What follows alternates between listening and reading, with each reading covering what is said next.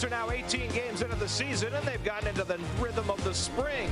They're blossoming just like the vegetation around Shea Stadium.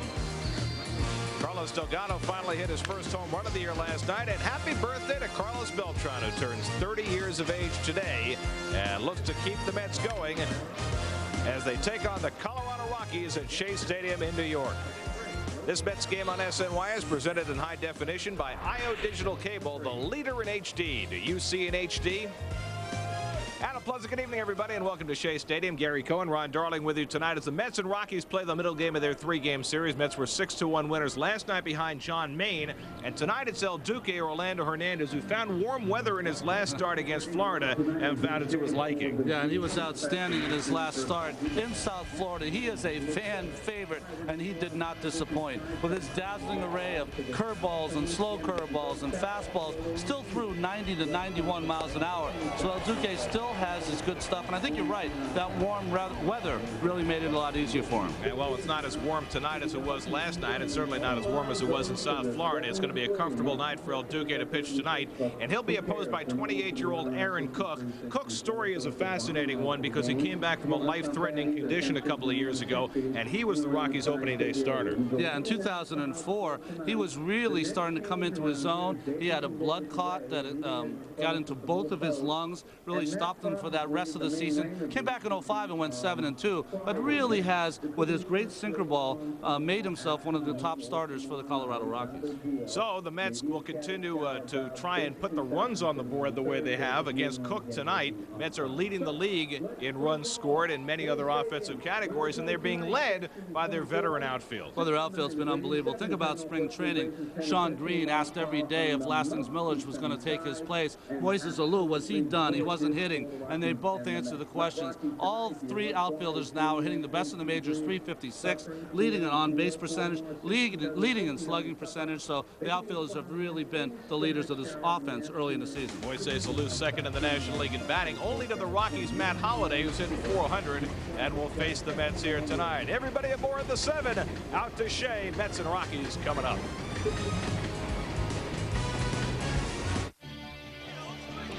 Mets baseball on SNY is brought to you by the New York State Smokers Quit Line. Call 1-866-NY-QUITS for free help and advice. Start your smoke-free life today. By Barbados, proud sponsor of the New York Mets. Come experience the Caribbean. By Hummer. Visit Hummer.com to check out the H3 Hummer like nothing else. By Geico. 15 minutes could save you 15% on car insurance. Visit Geico.com or call 1-800-947-AUTO. And by IO Digital Cable, the leaders in HD and presenting sponsor of the Mets in high definition. Do you see in HD? Well, last night, John Maine and Jose Valentine were instrumental in helping the Mets to a victory over the Rockies. This afternoon, they were at the Mets annual reading rally at PS 92 in Queens, along with Mr. Met and Jose and John, part of a big program there where every year Met employees and students match up during the school year for a weekly hour of reading, and Jose and John read to over 500 children today as part of the reading rally. Great work by those guys today, and tonight Duque will try and pitch in as the Mets try and make it 2 straight over the Rockies here at Shea. First pitch coming right up.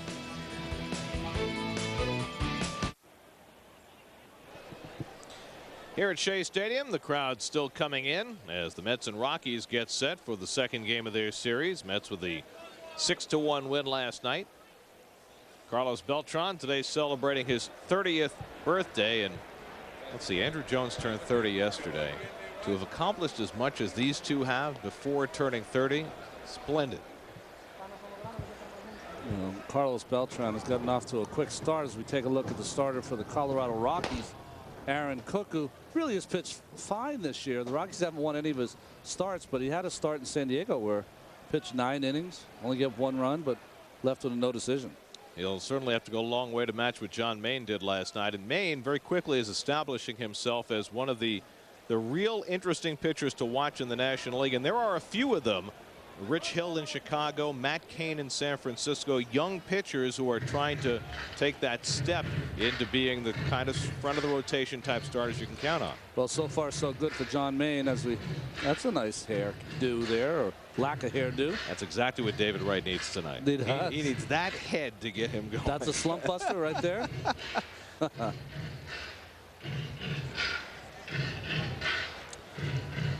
Well, Orlando Hernandez just finished his warm-ups in the bullpen. No fine wine before it's time, Gary. He always takes. He's sort of on El Duque's clock. Well, you know, it's like Satchel Paige said, just jangle along and don't run too fast. And you know, the key to longevity. Of course, he also said, don't look over your shoulder. Someone might be gaining on you. That's right. Carlos Delgado got off his home run drought last night.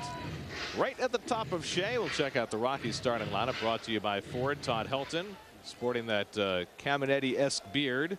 He is one fine hitter, and he had a good night with the bat last night with a couple of hits. Helton and Holiday have not been the problem for the Rockies, but the rest of the club has, and they've had a big-time power outage early in the season. Just 7 home runs in the first 20 games for Clint Hurdle.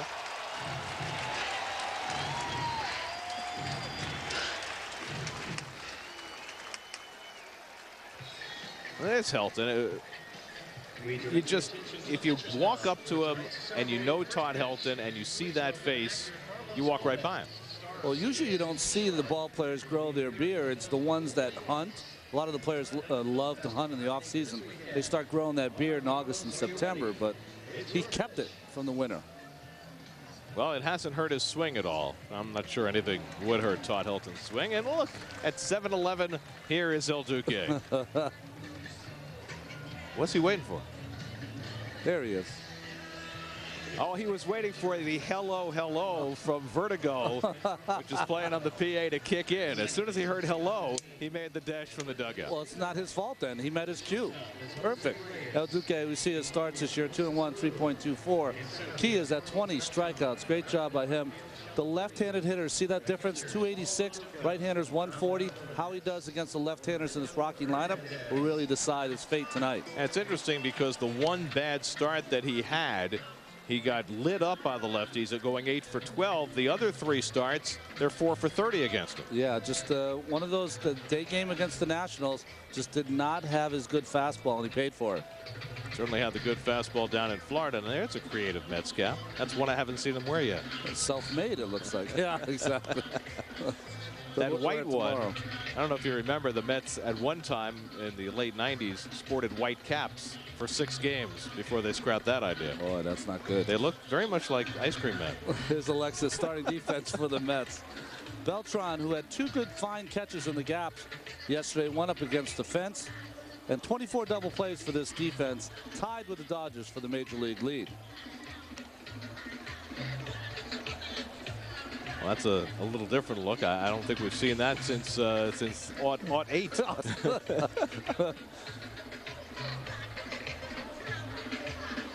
El Duque trying for his 3rd win of the season. Now that's a different look. Wow. It's like San Diego Chargers meets the New York Mets. I'm not sure exactly what that is. It's not a Mets logo. Have to see the other side of the bill of the caps to see exactly what that's representing. Steve Finley will lead things off for the Rockies. Willie Taveras is the regular center fielder, but he hasn't been hitting, and the 42-year-old Finley is getting a chance to play some.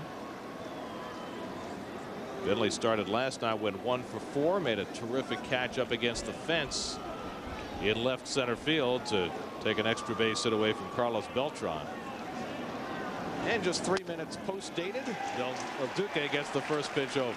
Do you think playing Finley does a couple of things? One, Hurdle's trying to shake up the lineup, and 2, you want to find out who Finley has gotten off to such a slow start, if he can still play, if he still belongs with their team. You know, Finley was out there to be had until the middle of February as he pulls the fastball down to Delgado, and there's the first out of the game.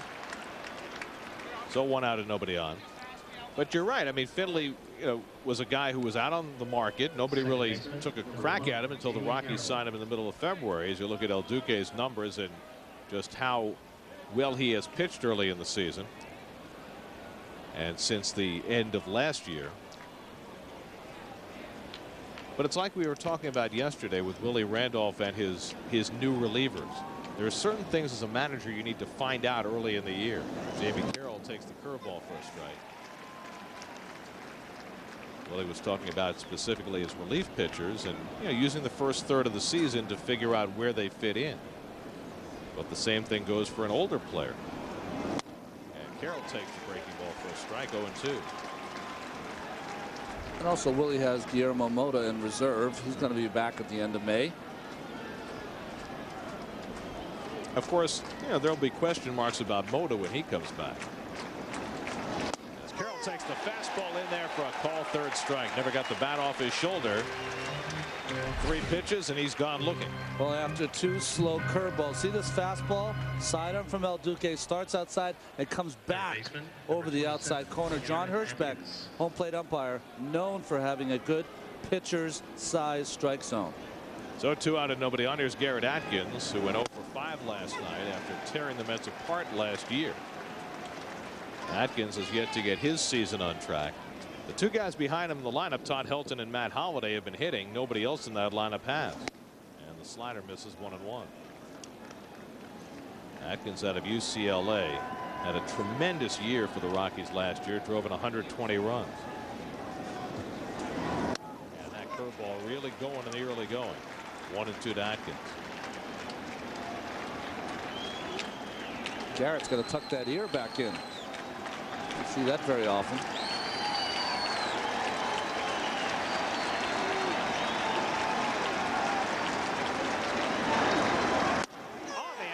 Corner, strike 3 called. El Duque setting him up with a breaking ball, mowing him down with the fastball. Worth the wait. 1-2-3 inning for El Duque. And the Mets. Hola, welcome, Shea Stadium. The Mets ask. 28-year-old Aaron Cook looks for his first win of the year as he takes on the Mets tonight. And what can you say about the Mets starting lineup? It never changes. Carlos Delgado went long last night. Jose Valentine joined him in the home run column. David Wright trying to fight his way out of a slump as Willie Randolph keeps the same 8 on the field. Jose Reyes went hitless last night. It's not like he didn't contribute. He had a couple of stolen bases along the way. Well, Aaron Cook, one of those pitchers, kind of short arms it up there. Good sinker, slider, changeup. Falls behind Reyes 2-0. And he just gets an unbelievable amount of ground balls. One of the reasons that not only does it sink, he has late sink. So the guys will look to have him bring that ball up in the strike zone. And he falls behind Reyes 3-0. I was surprised to read that Cook has generated a higher percentage of outs on ground balls than any other active pitcher, more than Brandon Webb even. And there's a strike 3-1. 28 double plays last year he induced with that sinker ball. 60% of the outs, also almost 72% of anything hit from him, even hits or outs, are on the ground. And there's a ground ball snagged by Carroll. Beautiful play for the first out. Jamie Carroll laying out to get Reyes one away. Well, what made this play really tough is that Carroll has to always play a little shallower at second base to take away the bunt. And just a fine play. Just the long arm of the law there, long enough to get that ground ball from Reyes. Jamie Carroll filling in for the injured Kaz Matsui, and that's a terrific play. That ball was behind him. So 1 out and nobody on. And now Paulo Duque went 1 for 5 last night. Just 3 hits in his last 27 at bats. Figures to get the day off tomorrow with a day game. Be interesting to see how many players get the day off tomorrow, considering the Mets have an off day coming up on Thursday. I mean, it's amazing at this point in the season, 19 games in. Endy Chavez has 11 at bats so far this year. Just with the rainouts and the weather and the way it's been, Endy has not been able to get in there. And I think with the off day on Thursday, you're going to see really just about the same lineup tomorrow. And there's a strike 2-1.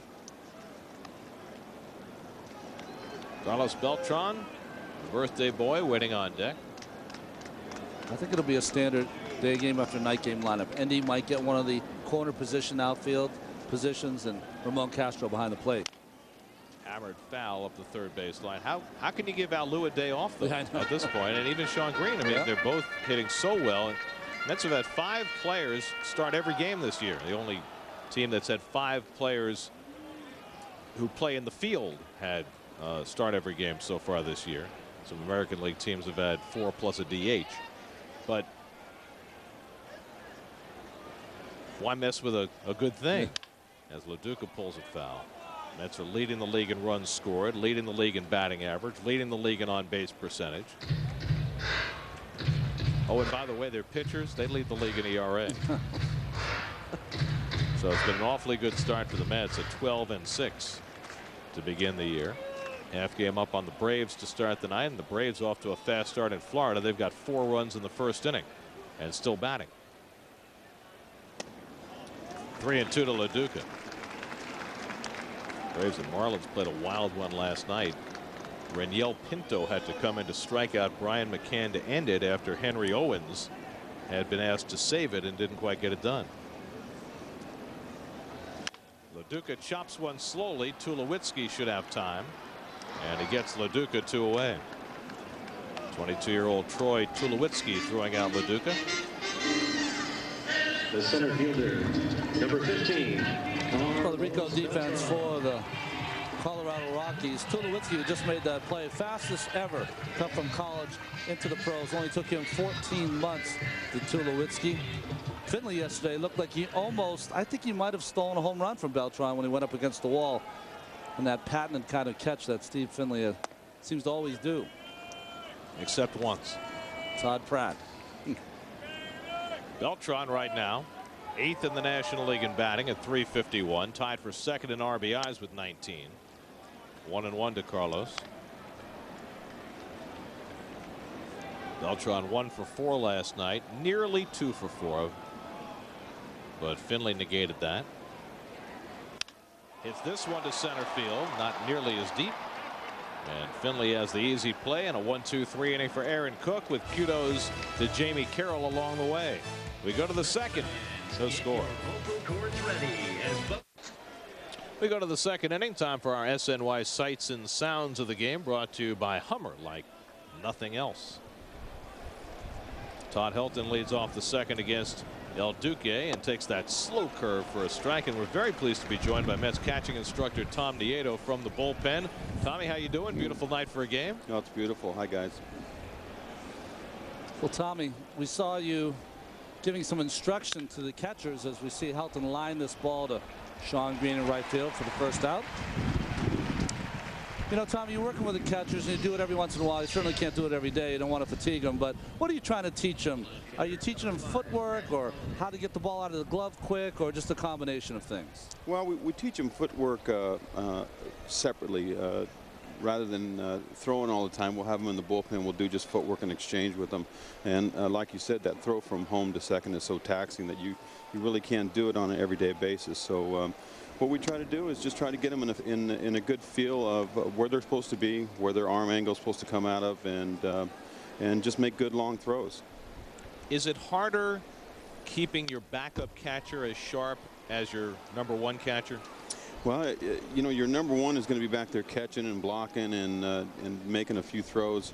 So what we have to do is every day we have to come out with Ramon and do some things. We'll go over everything. We'll go over blocking, the footwork and exchange, the throwing, tag plays and bunts, and try to simulate the game as much as we can. Matt Holliday with a 1-out single, first base runner of the ball game. Well, Tommy, in your good career, you spent a lot of time with some teams as a backup catcher. Can you help Ramon Castro with just like the psychology of sitting on the bench for such a long time, a whole week, and then having to go out there and perform? Have you been able to help him that way? Yeah, you know, my whole career was basically as a backup. I started a couple years, but most of it was a backup, and I knew what it took to try to stay you know, sharp, catching in the bullpen. Ramon does that every day. He comes down and makes sure he catches a few guys. And then, you know, like I was talking about before, getting them out there and trying to keep them mentally, you know, in it. And along with the video that we watch, with the the opposing hitters and stuff. So it's a little bit more taxing for the backup. It's a little bit easier for the starter. Tommy, we talk with pitchers all the time about arm angles, but with catchers, is there one acceptable arm slot, or do guys vary a little bit? Well, everybody's going to be a little bit different. If you look at Paulie, Paulie's got a little bit of a over-the-top arm slot. We're trying to get him to feel a little bit more comfortable in a 3/4 mode, but he's been doing it for so long with the over-the-top that he sort of reverts back to that. But we're trying to get him a little bit longer arm, a little bit 3/4 arm slot, and he seems to be throwing the ball better and making long throws. You know, Tom, you know as well as I know, those relievers down there can get kind of goofy. So who's the Marshall Dillon down there, you or Guy Conti? I think we both are. We got a great bunch of guys down here, and you know, we've got Schmitty, who's young, learning from the rest of the guys, but we've got a lot of veterans down here. They know you know, how to go about their business, and they know how to be ready when that phone rings. You know, you've got a nice little perch there up above the right field fence, but we found out on Sunday it can get dangerous out there too. Yeah, not my proudest moment. That ball actually started out to my left a little bit, and I thought I was clear, and then all of a sudden it started to come back, and then I realized I have that net behind me, and I knew if it hit the net it was going to get me, and sure enough it got me in the back of the head. So. Well, Shawn Green put it in just the right spot. Yeah, and I haven't lived that down yet. They actually have a picture posted down here of the whole incident, so it's hard to forget.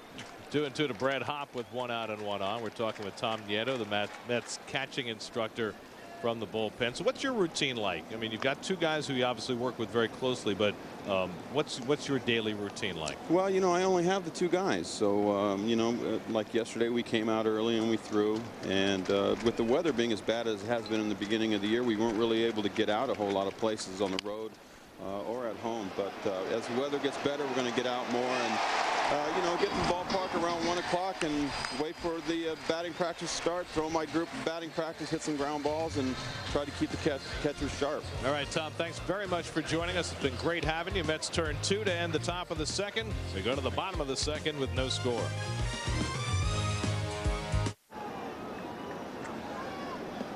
Home second inning. Carlos Delgado leads off against Aaron Cook after the Mets went 1-2-3 in the first. Delgado takes a fastball high. Last night Carlos hit his first home run of the year, 1 plate appearance after taking a pitch off the outside of his left hand. He was in pain for a while, felt a lot better after hitting the ball out of the ballpark. That was good what he did right there. Aaron Cook, you have to watch out. He'll try to work really quickly. You have to try to get him off his timing. Bounces this one down to Helton. So 3 ground balls from the first 4 batters for the ground ball specialist Cook. 1 away. Third baseman, number 5, David. So 1 out and nobody on, and here's David Wright, who has been the source of much conversation over the last couple of days. It's a slump. 0 for 15, 8 strikeouts during the 15 at bats. Willie was asked tonight if he was going to sit him down, and Willie said of course not. He's going to play every day. David Wright is a 155 game guy. That's just how it is, and he'll work himself out of it. It's just too good of a player not to. And David breaks his bat. Barrel sails past Cook. Ball goes foul. That's some bad wood. That's some serious firewood now. See that action on Aaron Cook's ball? That ball starts right down the middle, and it almost runs up the bat. See David Wright, usually when he goes after that pitch, he's got a little ball. Head of the bat is a little underneath that ball, trying to inside out it.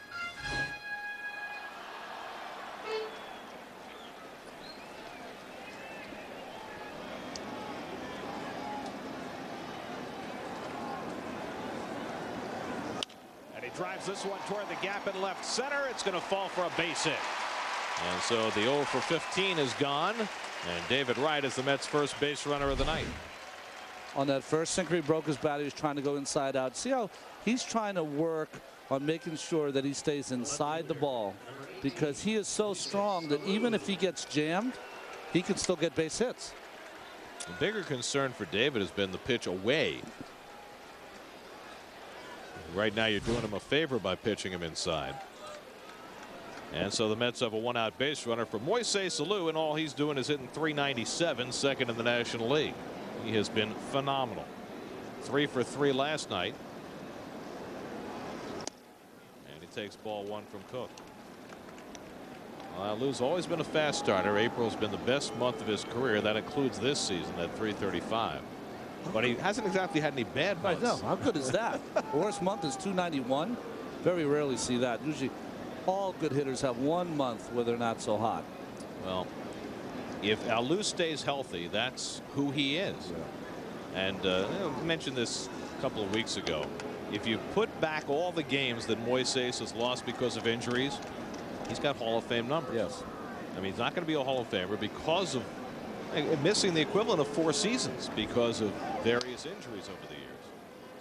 And he's had every conceivable type, going back to early in his career when he had that horrible ankle injury that he suffered running the bases in Montreal. Blew out his knee running on a treadmill in the offseason when he got thrown off, missed the whole season. Had several injury problems last year with the Giants that limited him to less than 100 games. And I think you're right, Gary. Conservatively, it'd be 100 more home runs and 400 more RBIs. So those already good numbers. And you look at how hot he is right now. Those two guys, Holiday and Helton, have been great for Colorado. They haven't had a whole lot of support. Whereas Alu's got a lineup that's been hitting up and down. Takes that sinker down low, and it's 2-1.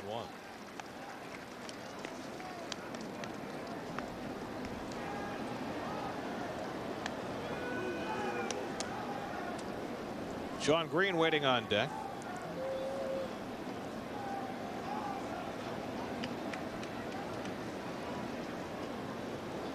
David has stolen 3 bases this year. And Cook with a throw right on the bag. Well, Wright's getting a pretty good lead, but Aaron Cook has a very good move to first. As you saw here, quick snap move. And also when you watch him go to the plate, he has a slide step. Very difficult to run on. So Helton pulled that ball out of the dirt. Helton, a terrific fielding first baseman to go with his hitting prowess. Chopped foul. 2-2 to Alu.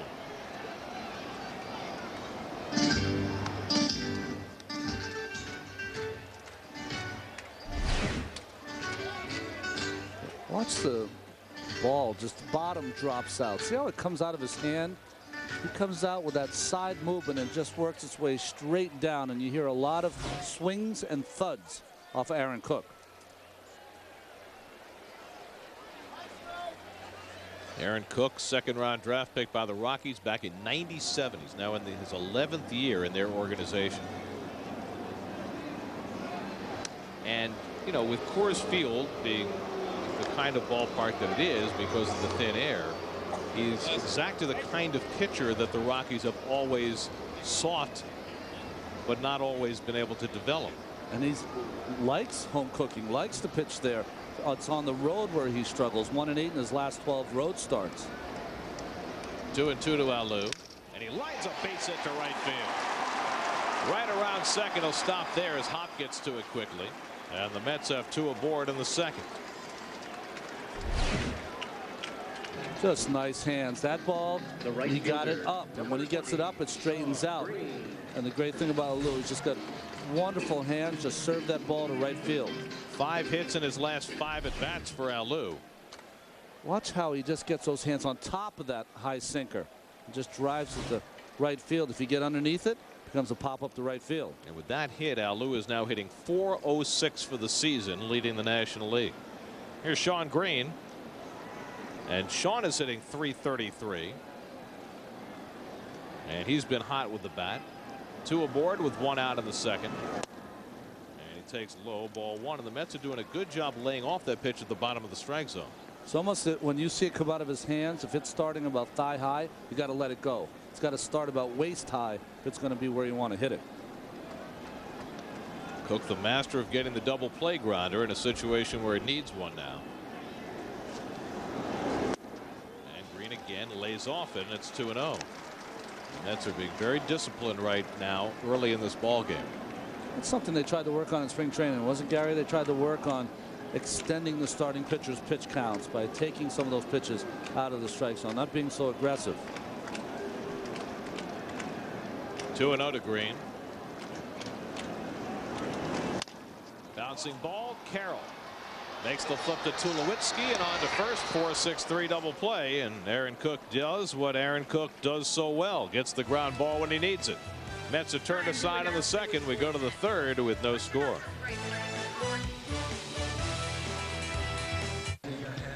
We go to the third inning with no score. Each pitcher generating a double play ball in the second as we check out our Jeep around the majors. A-Rod, 2 more home runs, 14 for the year, ties the record. Yanks are under 500. Ryan Garco gets the go-ahead RBI for the Indians for the second straight day. And Dontrelle Willis got the win last night with his wife about to go into labor. Nice job, Dontrelle. Nice job, Mrs. Willis. Almost Cyclones time. Tickets go on sale Sunday. Gurveet Toriyama leads off and takes ball 1.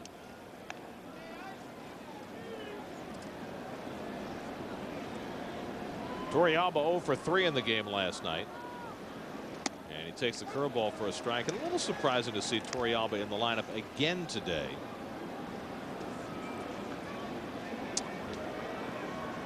Rockies have a young catcher in Chris Iannetta, who is not hitting much right now, but you know, if you're going to have a young player like that on the roster, and he's your catcher of the future, you wonder why he's not playing. And it's in there for a call, strike 3. Well, Duque has been using the same pitching pattern against the right-hand batters early. Curveballs early, fastballs late. And it's the same pitch that comes back over the strike zone. That's his third strikeout, all looking perfect pitch on the outside corner. And see what happens to the hitters, they see that ball outside, so they give up on it. And it works its way back over. That's why you have those looks of despair as they leave the batter's box. It was Troy Tulowitzki, the shortstop, and he takes ball 1. Tulowitzki, just 22 years old. We saw him last year, right after the Rockies called him up. He's been a little overmatched at the plate so far, been striking out a lot. But he's their #1 prospect, and they expect him to hit and hit for power. Came out of Long Beach State. He was the shortstop at Long Beach State after Bobby Crosby, and a lot of people compare him to Crosby in terms of his skills. Yeah, he does have those kind of skills. Has a lot of pop. Also one of those kids that you think is going to be a leader someday for your team. Saw that list of non-pitchers from the '05 draft who've made it to the big leagues, and most of those players are struggling right now. Ryan Zimmerman not off to a good start. Alex Gordon with Kansas City not off to a good start. Breaking ball hit to David Wright, and he throws out Tulowitzki 2 away. So 2 out and nobody on. Why is the pitcher number 28, Aaron Cook? Well, I think what Tom Nieto said. He occasionally goes down there and gets ready to maybe catch the relievers if they need to throw. A little early for that, isn't it? I guess maybe he's got new equipment or something. There's Tommy. Aaron Cook takes ball 1. Thank you to Tommy. He was great, wasn't he? Yeah, that was a great interview. First time we've had Tommy on. Yeah. In our 2 years, and he was great, because that's a position that involves so much catching, and you know, to the layman it is hard to understand. There's a strike, 2-1 to Cook. Well, that is one position that, unless you've caught in the big leagues, you don't know what it's like. 2-2 now to Cook.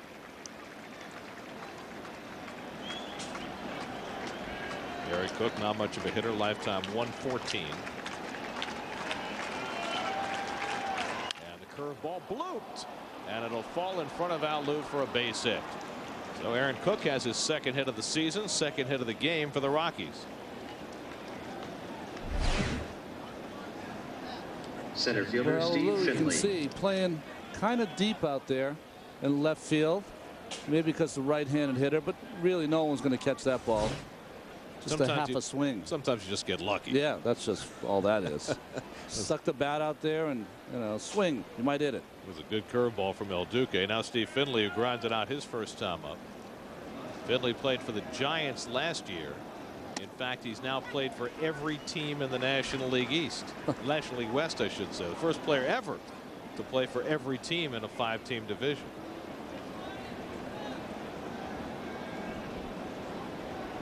Started out in Baltimore, right? Yes. Way back when. Houston, San Diego, and then the Grand Western Tour. Finley early in his career was not a home run hitter, but learned to pull the ball.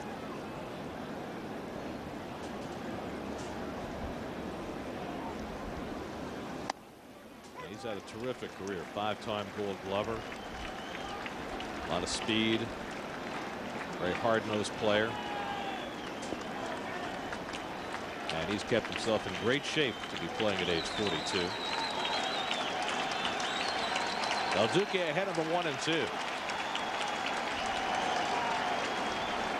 But you know, as recently as 5 or 10 years ago, if you said a guy was playing at 42, it was a big wow factor. Yeah.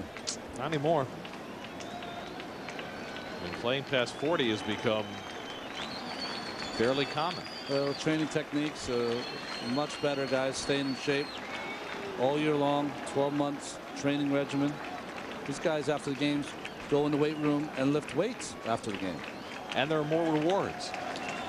Exactly. A lot of money to be made. Missed with the backdoor breaking ball, and it's 2-2.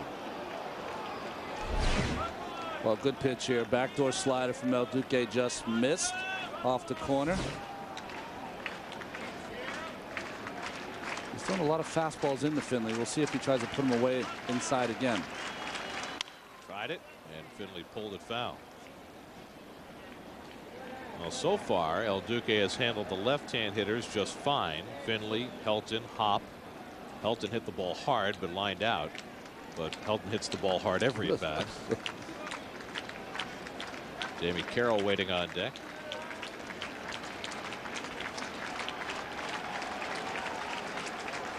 And the breaking ball pulled foul. Our producer Greg Picker informs us on opening day rosters this year there were 25 players 40 and older. Jeez. Led by the Mets' Julio Franco, who will be 49 before the season ends. Yesterday was the 25th anniversary of Julio Franco's first big league game. 2-2 to Finley. And he lines a base hit into right field. Cook goes to second and holds up there. So back-to-back 2-out hits for the Rockies. Second baseman. Well, I think this is a good choice by Duque with the changeup. What happened though is that Finley stayed down on the ball and Duque did not take enough off his changeup. That was the key there. So 2 out and 2 on for Jamie Carroll. Carroll went down looking his first time up. We mentioned that Carroll is filling in for the injured Kaz Matsui. They expect Matsui back fairly shortly, coming back from some back problems. Matsui was off to a terrific start for the Rockies before he got hurt. But it's interesting because, you know, after the Mets sent Matsui packing last year, the Rockies had him in the minor leagues, and they were all set to call him up last August when the Rockies came to Shea, but waited until after their series at Shea was over because they didn't want him to be subjected to the kind of reception he probably would have gotten. And maybe it's a blessing in disguise that he's on the DL for the Rockies' only trip to New York this year. It foul off to the right, 1-1, because there's no question that the negative reaction wore on Matsui over the course of his tenure with the Mets. Well, two things wore on him. One, that the reception he got from the fans, but more importantly, it was his indifferent play. Here's a guy who was a Gold Glove shortstop, a all-star player in Japan, and just could not get it going here in New York. 1-1 the count to Carroll. 2-1.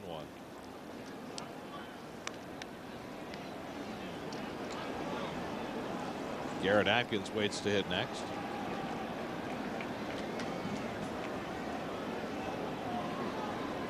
Rockies have had awful problems scoring runs this year. They've got a 2-out chance here. And Duque falls behind 3-1. You know, whenever I think about Kaz Matsui, Reyes comes to mind. Reyes has been involved in so many things that he had no control over. Matsui comes over, they move Reyes to second. What if the Mets had ever signed A-Rod? What were they going to do with Jose Reyes? Well, there was a time when you could have had Jose Reyes in trade. Not anymore. And he walked him, and the bases are loaded. So El Duque walks the late-hitting Jamie Carroll. And now, after retiring the first 2 hitters, El Duque is faced with a bases-loaded situation with the 3, 4, and 5 hitters coming up. It's funny how innings can get out of control. Here you are, you set the first 2 down, you're facing the pitcher, Aaron Cook, you got 2 strikes on him. All you gotta do is flip up a curveball and you're gonna fool him. Did fool him, but he gets a base hit, and next thing you know, you got bases loaded with, although he's gotten off to a slow start, one of the best hitters in the National League. So a big moment early in the game for El Duque, taking on Garrett Atkins with the bases loaded and 2 out.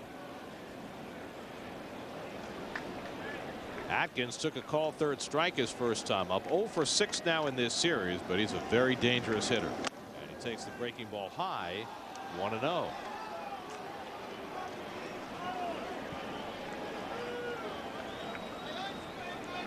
Cook is the runner at third. Finley with good speed still at second, and Carroll at first. And Atkins can't lay off that breaking ball, and it's 1-1. Well, this is the hard slider from Orlando Hernandez, and Atkins, I think right there was just looking fastball, kind of guessing or trying to guessed wrong. Hard to guess with El Duque. Yeah. He's got so many weapons. And the fastball popped up. Should be playable. Delgado and Valentine looking for it, and Delgado's got it. And El Duque works himself out of 2-out trouble. Valentine will lead off for the Mets in the bottom of the third. Last night he provided the keynote, a 3-run homer in the second inning, and he'll try and get the Mets started tonight.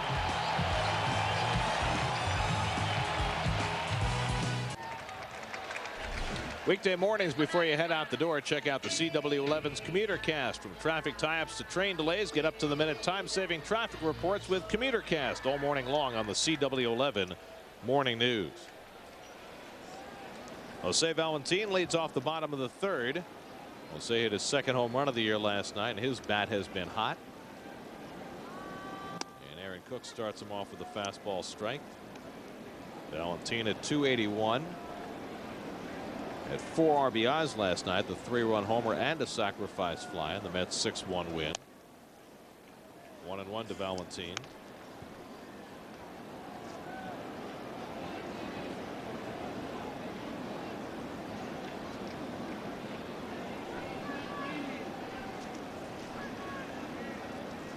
And Valentine, it's a rocket to center field. Finley back to the warning track at the wall. He can't get it. Valentine on the run as it bounces away. He's heading for third. Hop comes over to field it, and Sandy Alomar will stop Valentine at third with a leadoff triple. First triple of the year for Valentine. Just beyond Finley's reach in dead center. Well, that ball just started carrying. Finley thought he had it there for a while, and the ball carried, hit right on the nose by Valentine. And then right there knew he did not have enough time for it. Tried to get back and have that padded against the back, that wall against his back, and make that catch. Wasn't able to do it. 5 years ago, Steve Finley catches that ball, but they've lost a step along the way. The infield comes in for El Duque. 0-1. Well, Valentine, if you didn't know it, is 37 years old. And can I tell you, he can play the game. Still exhibiting good speed for that triple. And as we always say, triples are won from home to first. And something very interesting happened. We talked the other night about Manny Acta of the Nationals sitting down Ryan Church after he failed to run out a ground ball. 0-2 to El Duque, and he just got a piece of it. Well, the other night, the Mets' 18-year-old phenom outfield prospect Fernando Martinez was taken out of a game and benched for a similar incident. And there was an interesting comment from Tony Bernazard, one of Omar Manaya's right-hand men. He said that's not going to be tolerated anywhere in our organization from anybody. And it really has become a system-wide thing from Willie Randolph on down, and you just never see Met hitters loaf from home to first. And I think that's a great thing when you have a minor league system. You have it from top to bottom, that everyone's under the same guidelines. Everyone plays the game the same way.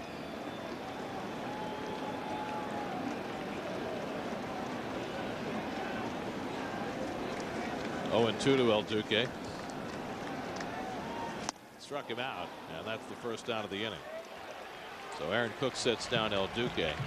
And you know, a few years ago it was very common with the Mets and all sorts of other ball clubs to see guys loafing home to first. And I think there's been a real message sent from fans and from managers over the last few years that won't be tolerated. It's called half-stepping. That's what that's called. And I don't think guys are doing it anymore. I also give some of the older players credit because I think they're starting to try to teach the young guys how to play the game right. And that's a good thing also. Well, no question about it. I think the game is not served by having anybody disrespected. Reyes with the infield in takes the breaking ball for a strike.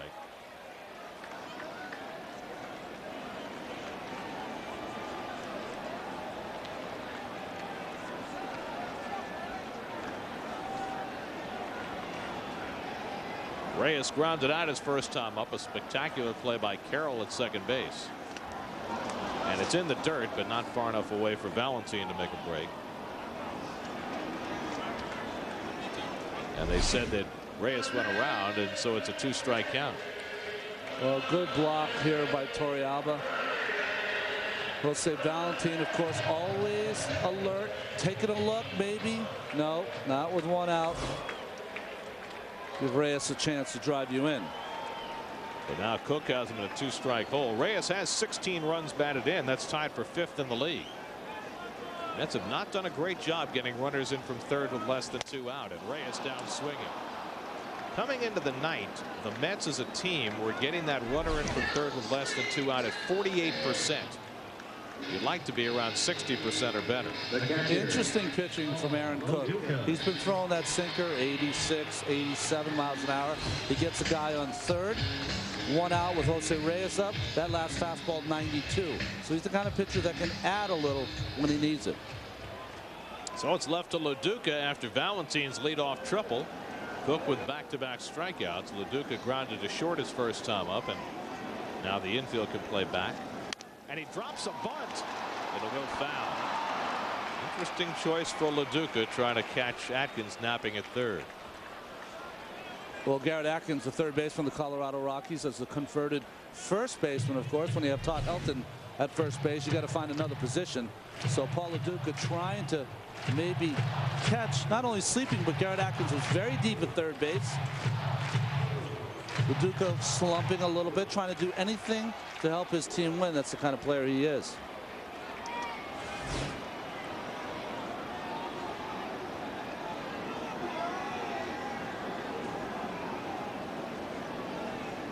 Duque just 3 for 19 with runners in scoring position this year. Punches one to the second baseman, and Cook works himself out of a big-time jam. The Mets had a leadoff triple from Valentine, and he never moved. Through 3, still no score. Citi Group and the New York Mets present Building Citi Field. The NFL Draft is all weekend at Radio City, and SNY's Jets Nation crew is on site with full coverage. Jets Nation Draft Day 07 live Saturday at 11 a.m. and 9:30 p.m. Then Sunday at 10 a.m. and 9:30 p.m. only on Sportsnet New York. Well, we were very privileged earlier today, and we were taken on a tour of the Citi Field site, and it is phenomenal how much work they've already done for that stadium that will open in 2009. We even got our hard hats. Nice. How was Jack Cameron? You were lifting some bricks. Yeah, perfect. Yeah, well, maybe not. Todd Helton leads off and takes ball 1. But, you know, so much of the structure, the superstructure of the ballpark is up. Steel and some of the concrete concourses, some of the prefabs where the seats are going to be. 2-0 to Helton. It's very exciting to be out there and see just how beautiful and how intimate the ballpark's going to be.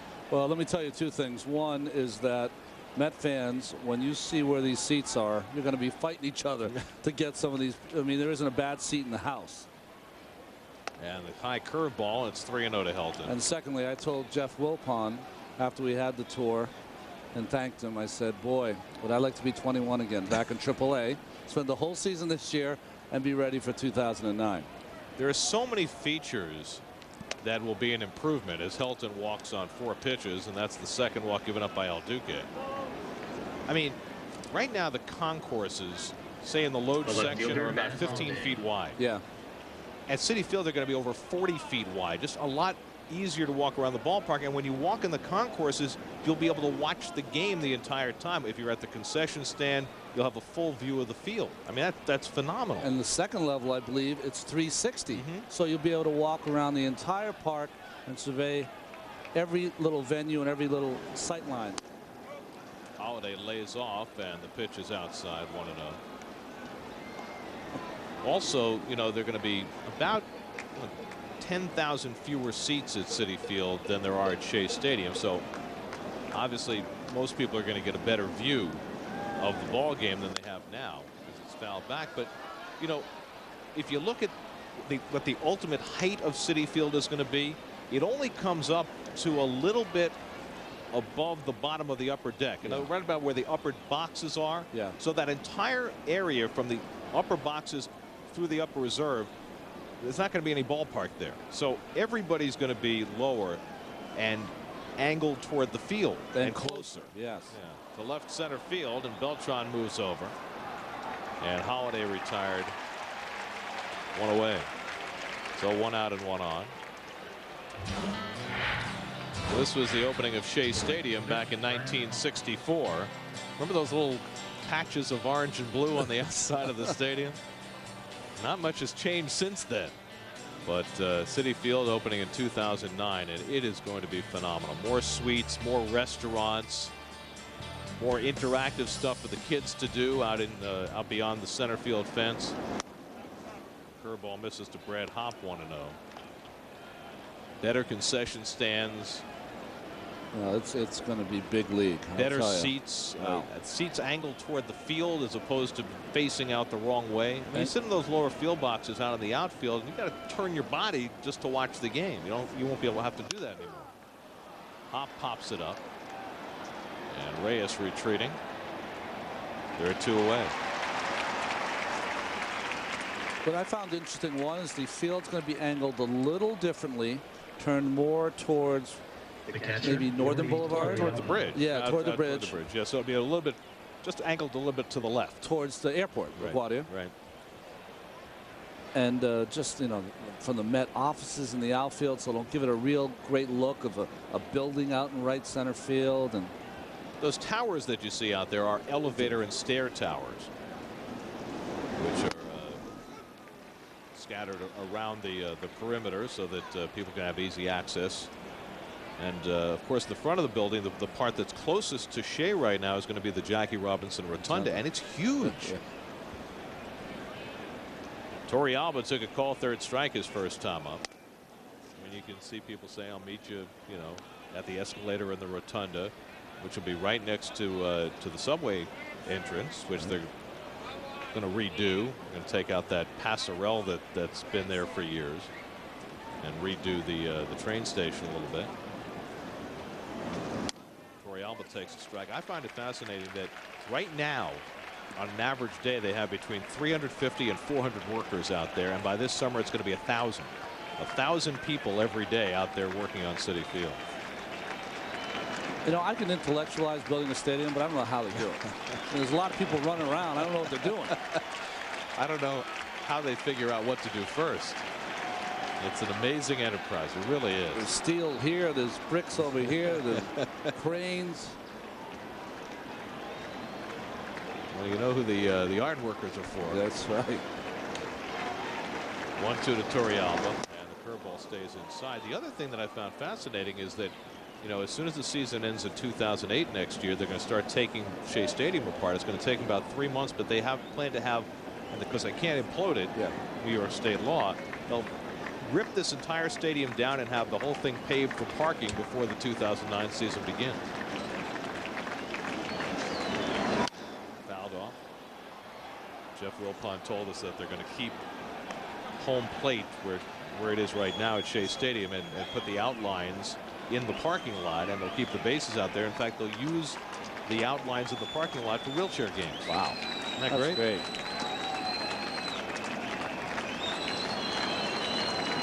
Two and two to Torrealba. Struck him out. Second time Torrealba's gone down on the exact same pitch. That fastball on the outside corner. The fourth strikeout for El Duque. And this game stays scoreless.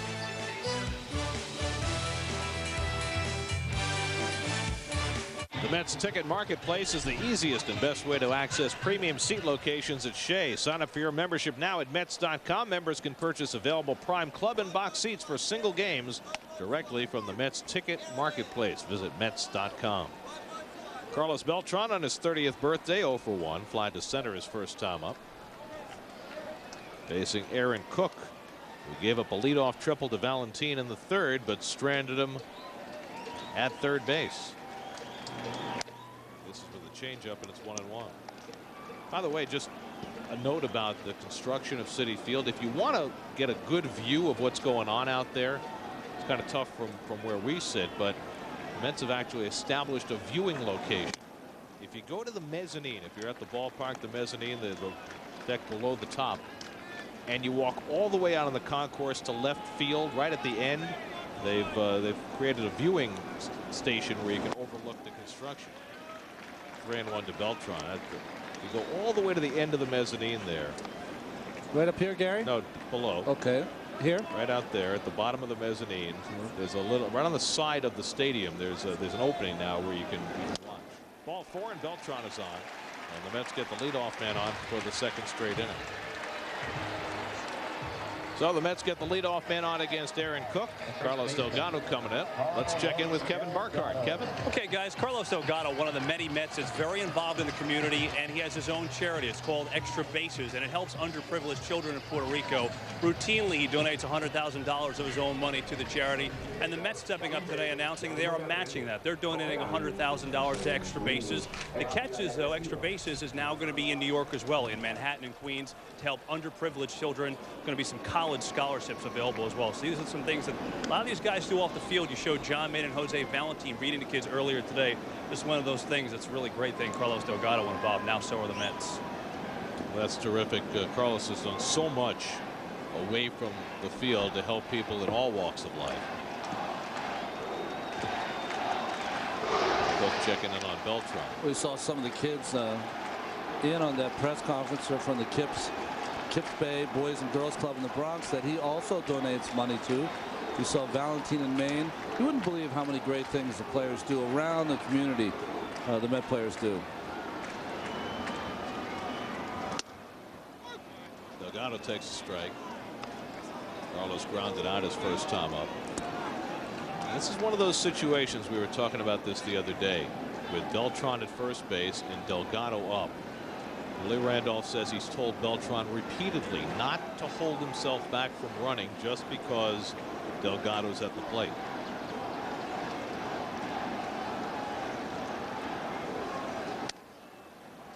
Interesting, Ron, that the Rockies are playing their defense straight up against Delgado. They did a little straight up yesterday too. Watch the slide step from Aaron Cook. He doesn't really lift his leg that high. See that key? Kind of taps it, goes towards the plate. Guys want to see a guy with the full leg kick in the windup and then go to the plate. That's about a second and a half. Gives them plenty of time to steal. Beltran's running. Torrealba with the throw. Not in time. And so Beltran listens to his manager and posts his 4th steal of the year. Well, he gets a nice jump. Torrealba, that's a pretty good ball to throw, but it was all in the jump. Beltran just timed Aaron Cook. 1, 2, 3, almost 4 steps, and with that beautiful stride, makes it look easy. He eats up as much real estate with every stride as anybody I've seen since Gary Maddox. Gary Maddox, what a great name that was. Remember Ralph Kiner's line about Gary Maddox? One of the best quotes ever on a baseball player. So 5/6 of the world is covered by water. The other 6 is covered by Gary Maddox. Delgado goes the other way, but there's Holiday. And back to second goes Beltran, 1 away.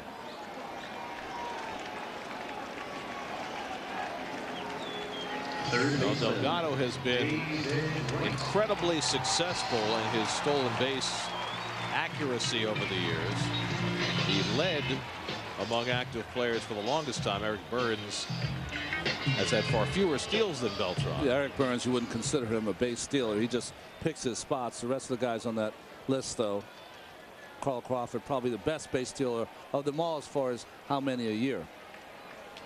Here's David Wright, who had a base hit his first time up, a single to left center, trying to point himself back in the right direction,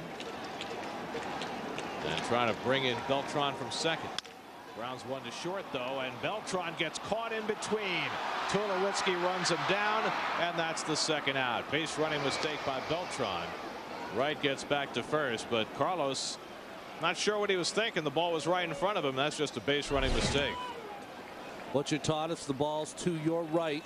Beltran's right. You freeze to go back to the bag. That's what it did. And just that's a lack of concentration. Those things happen over the course of the season. You just don't think it'll happen to such a fine base runner as Beltran as he makes a big mistake there on the ball by Wright. And that could be a very key mistake in a scoreless game. Instead of a runner in scoring position for Al Lou, instead Wright is at first base. You see Wright, what he's trying to do here, if he gets in a rundown, he will think of going to second, but Beltran was not able to get in the rundown long enough.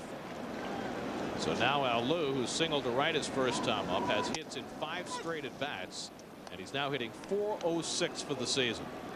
A little famous number there, isn't it? .406. Ted Williams, 1941. Remember, he was hitting .3996 going into the final day. Would have qualified for 400 if he had taken the day off, played a doubleheader, went 6 for 8. 6 for 8. Teddy ball game. Didn't give that name lightly. 1-1 to Al Lou. Yeah, you know, he had a strange time in Boston. I mean, he was, you know, he really was John Wayne. Flew in the Navy and amazing, you know, one of the best baseball players ever play the game, but always had a love-hate relationship with the fans there in Boston. Fans and media. And media. There. Ted was an outspoken guy till the day he died. I mean, had very strong opinions about everything, and you know, rubbed some people the wrong way.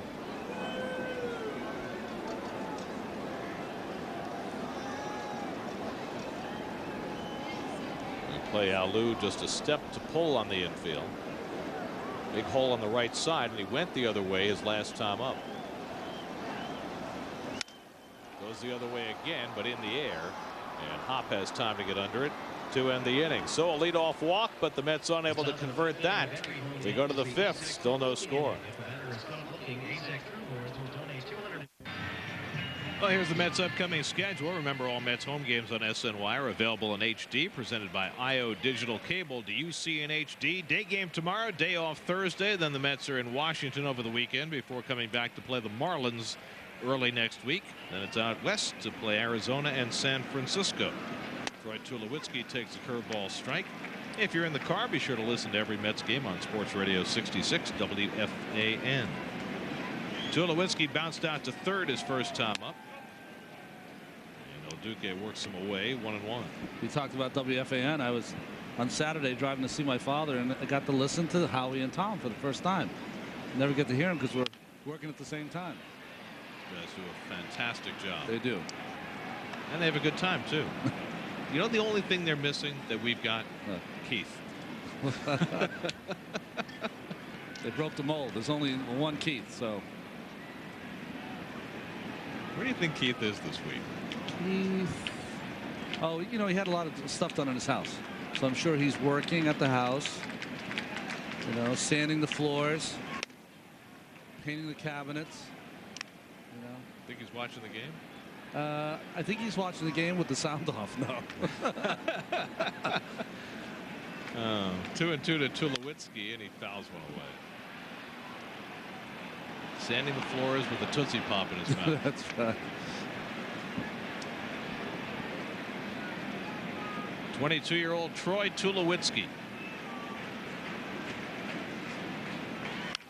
Off the fists as Duque gets in his kitchen. That is one long name. You got to have a broad back to be a Tulowitzki. Yeah, you got to do a lot of military presses, build up those shoulders, right? Armpit to armpit. Thank goodness 2 of the letters are eyes. Hit slowly. And Wright with the overhand throw, scooped out by Delgado. Carlos Delgado with a nice pick. One away. Time for a baseball night in New York update with Matt Yalla.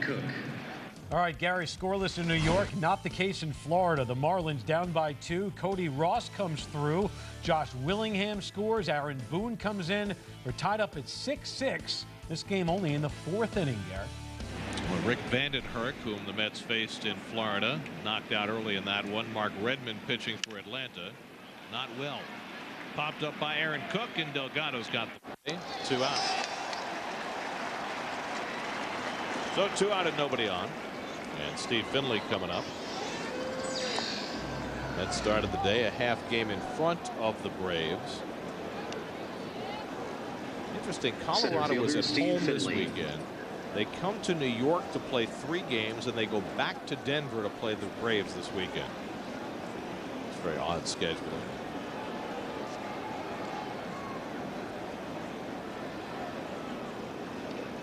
Been tough for the Rockies so far. 8-12 to start the year, and really having trouble scoring runs. Just 1 run in 13 innings so far in this series. Finley single to right his first time up. Takes that slow curve high.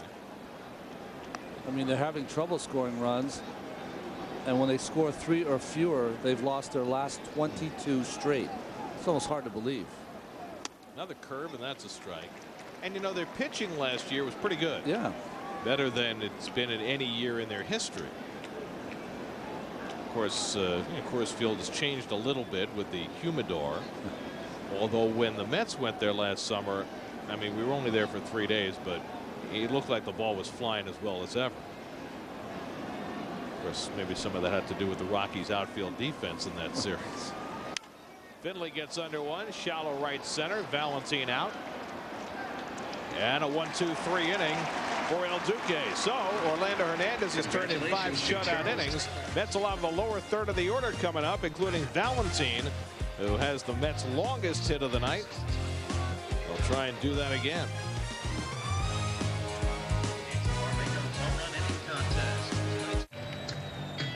Tomorrow, the Mets finish off their homestand against the Rockies on a getaway day at Shea on the Kia Wednesday game of the week. Mets Rockies coverage begins tomorrow at 12:30 only on Sportsnet New York. Shawn Green leads off the home 5th inning and takes a strike from Aaron Cook. No score as we go to the bottom of the 5th. Green bounced into a 4-6-3 double play his first time up.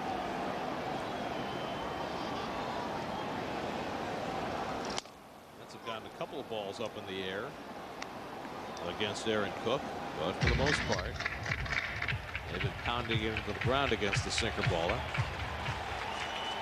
They've had just 3 hits. 1-2 to Green. Everybody clap your hands. Well, Aaron Cook, probably worst effort was his last effort against the Dodgers, but he's pitched very consistently this season. That last start was his only decision of the year. He took the loss after getting no decisions in his first 3 starts. Cook last year went 9-15, but pitched pretty well. Tapper up the first baseline. Cook keeps it fair, but cannot get Green at first. Almost an acrobatic play by Cook, who stumbled after grabbing that ball just inside the line, and it's an infield single for Shawn Green. Well, you have 2 options here as a pitcher. You either let it go foul, or if you're going to make the play, you don't want to tag him here. Just scoot after it, take it across into foul territory, and make a nice little toss to your first baseman. I'm not sure why he tried that tag. I think he was expecting that ball to be closer to the line, and I think that he just had to reach back for it awkwardly. I think he thought that Green and he were going to have a collision, but his momentum brought him past Green. Green took the inside route, but the key to that play, if you're not going to let it go foul, just try to think of fielding it with your glove, coming into foul territory, and just giving a little underhand toss. It's an easy play. Yeah, he had already turned his body to commit to the tag, and that made the play that much more difficult. Now they just want to make sure that Cook is okay and that he didn't strain anything. You know, Keith is not here, but Keith used to always tell the pitchers, if you have that play, What he will do is he, as a first baseman, will put his right foot on the bag, will be in foul territory to give you a nice target. You just take it into foul territory, little underhand throw, and it's an easy play.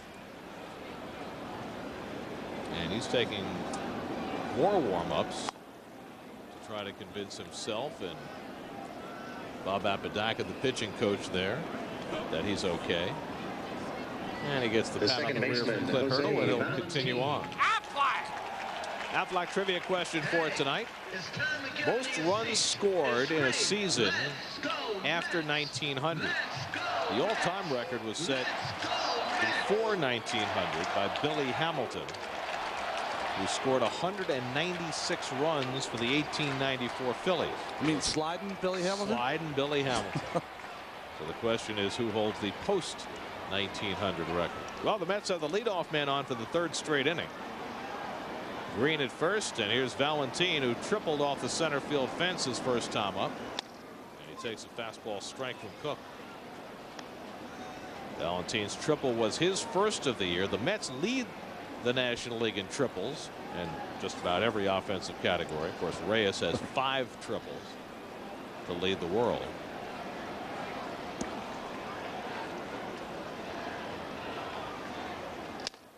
And Cook misses high to make it 1-1. You know, Willie doesn't do it a lot, but ground ball pitcher, guy who throws a lot of strikes, maybe think hit and run at some point just to get something, be a little more aggressive in this game where both pitchers are dominating. Green being held on by Helton.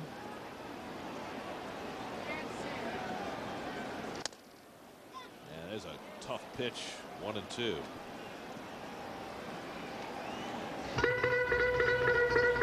Now Aaron Cook, a decidedly ground ball pitcher with that sinker. And today, right about his norm. He's already gotten 1 double play grounder tonight. 2-2 to Valentine. And you know, for you people at home that say, well, why wouldn't you teach every pitcher to throw a sinker? Well, you can, just not that sinker. A lot of the really good sinker ball pitchers, that kind of talent is innate. They just grow up and they grab a ball and they throw it and it sinks. And why is that? Well, it's just a lot like a guy like Cook. When you watch him throw, it's very short arm. He gets inside and on top of the ball. Still 2-2 to Valentine. And what I mean by that is that a lot of pitchers, when they come and they throw a ball, Gary, they just kind of push it through. Well, a pitcher like Cook, what he'll do is that when he releases it, he gets inside the ball. So the ball has this kind of spin and it just goes straight down. And that kind of thing you just can't teach. It's just the arm angle that certain pitchers have. Aaron Cook has it. Brandon Webb has it. So you know, it's just the way you throw it. You can't teach it, because if you taught it to someone else, it probably hurt their arm. I mean, there's some guys who hold their fastball and it'll naturally cut for them, go the other way. Valentine grounds one to Carroll, and that might be a double play. Tulowitzki with a turn, and he got him. 4-6-3 on the double play. 2 out and nobody on. Well, you're going to see a little bit of why he was a #1 draft pick. Watch Tulowitzki let the ball go. They talk about his arm in the same way they talk about Jose Reyes's arm. Well, sometimes what happens to Tulowitzki is you watch, he makes the play here. Without this kind of arm, you don't make the play. But they've also said that he loves to show it off. And those are the kind of things that you have to try to temper down, because you want your guy to be able to make a nice, easy throw, not always wind up and fire it over there. Well, that's what Sean Dunston did. I mean, Dunston found that if he took anything off his throws, he was wild. So he wound up and threw everyone as hard as he could, much to the dismay of Mark Grace, who was his first baseman for most of his career in Chicago. Well, Tulowitzki in high school was all California, Northern California, not only as a shortstop, but also as a pitcher. Was 15-1 his junior year. So you can just see the kind of player he was. But a lot of shortstops have good arms. Some have special arms. Reyes and Tulowitzki are the special kind. Line down the left field line by Duque. That's an extra base hit into the corner. Chased down by Holiday, and Duque has his second double of the year. Had one in his first start in St. Louis to drive in a couple of runs, and with the Mets struggling offensively, Duque pitches in. Well, both pitchers are victimized by each other's breaking ball. Here, the breaking ball by Cook.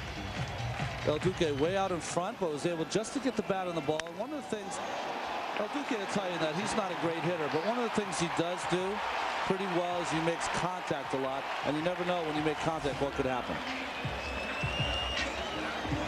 Not that chilly. Temperature in the upper 60s. Looks good though, to collar up, you know, styling. It was warmer in Cuba. Here's Reyes, who's 0 for 2 tonight, trying to get him in, but he bounces it right to Carroll. And so Cook able to work out of another jam. Mets have gotten the leadoff man on 3 straight innings and have yet to play a run. Still no score. The Cyclones are Brooklyn. Tickets for the Cyclones 2007 season go on sale this Sunday, April 29th at 9 a.m. Get your tickets at Keyspan Park online at brooklyncyclones.com by calling 718-507-TIXX or right here at Shea Stadium. It's a hot ticket. Get it now. In 2007, Hyundai, the Mets, and Sportsnet New York are teaming up to strike out cancer. For every K the Mets pitching staff registers, Hyundai, the Mets, and Sportsnet New York will make a donation to the Hope and Heroes Children's Cancer Fund. If you'd like to help, please go to www.hopeandheroes.org. As El Duque gets ready for the 6th inning, let's answer our Aflac trivia question. Most runs scored in a season after 1900? The big guy. Babe Ruth, 177. Since World War II, the only player to score more runs than games played, Rickey Henderson, at 146 in less than 146 games. Yeah, 143, I believe. Jose Reyes averaging better than a run per game, but no runs tonight for either side as Jamie Carroll bluffs a bunt, takes a strike. Carroll has taken a call, 3rd strike, and walked. El Duque has walked 2, struck out 4, allowed 3 singles.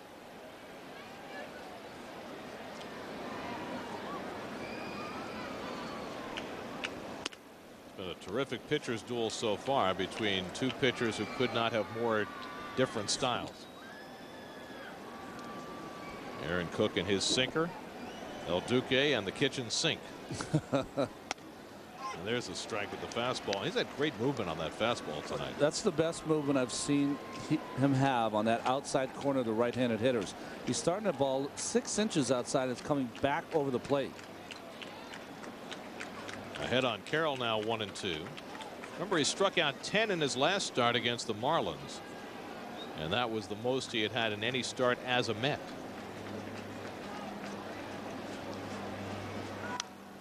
Just got a piece of that. El Duque's pitch count still very reasonable in the 6th inning. Cook is right around the same, 67 through 5, so these guys could be around for a while if they keep it going the way they're going.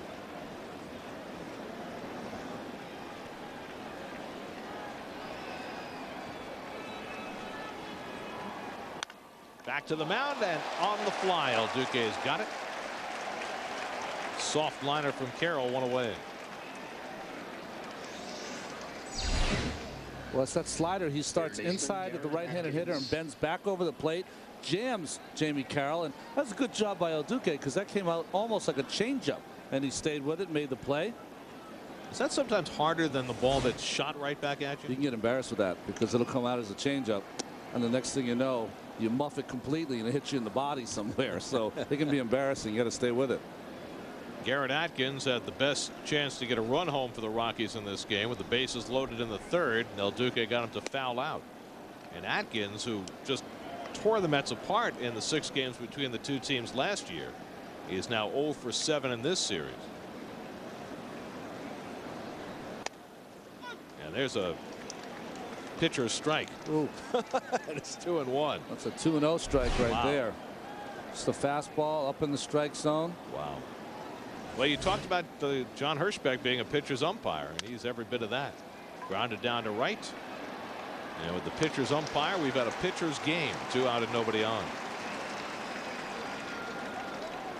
And that doesn't take anything away from the pitchers. No, no. In fairness to the pitchers, it just you know, you try to exploit or use the umpire for your own personal purposes. If he's got a big zone, you use it. But both pitchers have just been excellent. Changing speeds, mixing up their pitches. Aaron Cook mixing that slider with all those great sinkers. Well, here's Helton, and he takes the curveball for a strike. Helton probably hit the ball harder than any Rocky tonight. Hit a bullet to Green in right field. And he walked on 4 pitches in the 4th.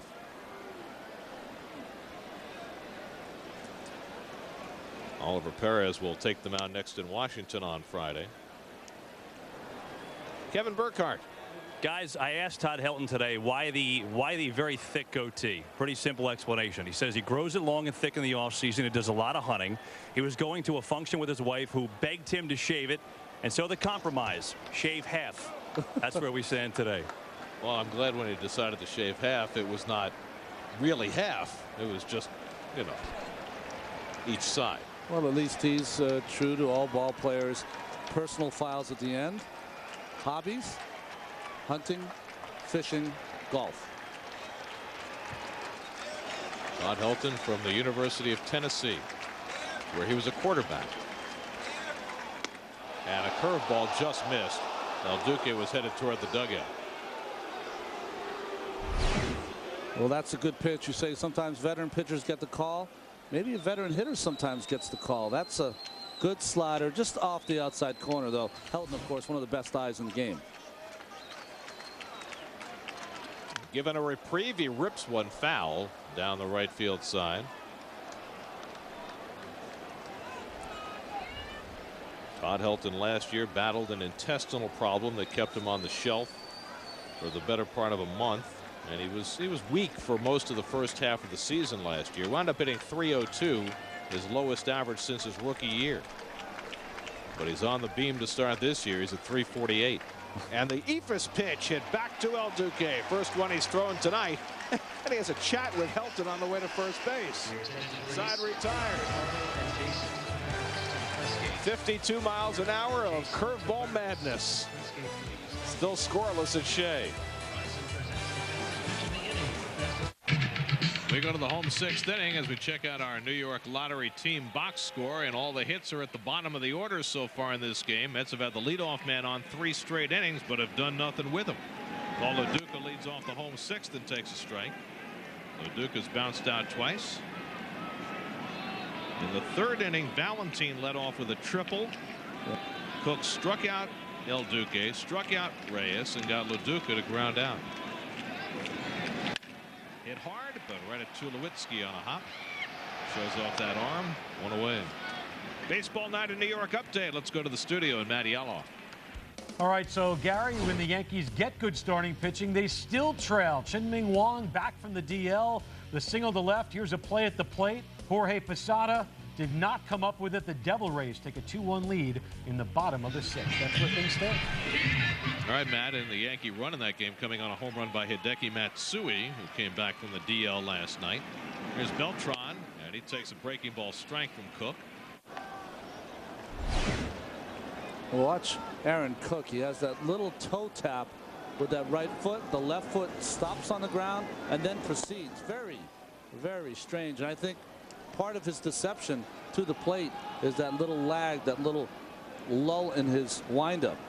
People always used to talk about Rob Nen and his toe tap. 1-2 to Beltran, throwing hitters off. Of course, Nen threw 98 miles an hour. That also helped. Robbie Nen was a tremendous closer. He had a lot of guts. Delgado waiting. Waiting for somebody to crack through in this game. No score as we play the bottom of the 6th. 2-2 to Beltran. What I mean by that, well, Rob Nen had a lot of guts. Closers sometimes, not all of them, but some closers can have a little alibi Ike in them occasionally. And I'll tell you, Rob Nen was never like that. Good or bad, he stood in front of his locker and just got it out and left. Left it at the park. 3-2 to Beltran. He was part of that '97 Marlins championship team. Hey, what they every time I think back to that '97 team that they broke up after they won the title, it's incredible how much talent they had there. It was Sheffield and Lou and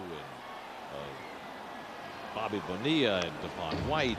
A lot of times you judge those teams by the people who can't play. Cliff Floyd early in his career couldn't get any at-bats. That's how good that team was. Yep. Now Leiter and Kevin Brown and Alex Hernandez. 3-2 to Beltran. Pulled on the ground down to Helton. Backs off to play the hop, and Cook gets there. And there are 2 away. So Cook continues to generate the ground balls. Last night Delgado was able to get one up in the air for his first home run of the season. You know, Gary, which makes a nice point here. Maybe Delgado, who likes that ball down in the strike zone. Cook, who throws the ball down in the strike zone. Maybe we'll see which one strength wins. Last time up, he hit the ball the other way and hit it pretty well. Flied out to left field. That's going to take a multitude of wet naps. She's probably here with her dad. I mean, she's got the pink shirt. Don't you think it would have been a better idea to go for the pink cotton candy? See, I think she's with the dad, and the mom said, hey, whatever you do not let her have any cotton candy. There's Mom. Oh, there. Okay, we're all right. She's got it covered. 0-2 to Delgado.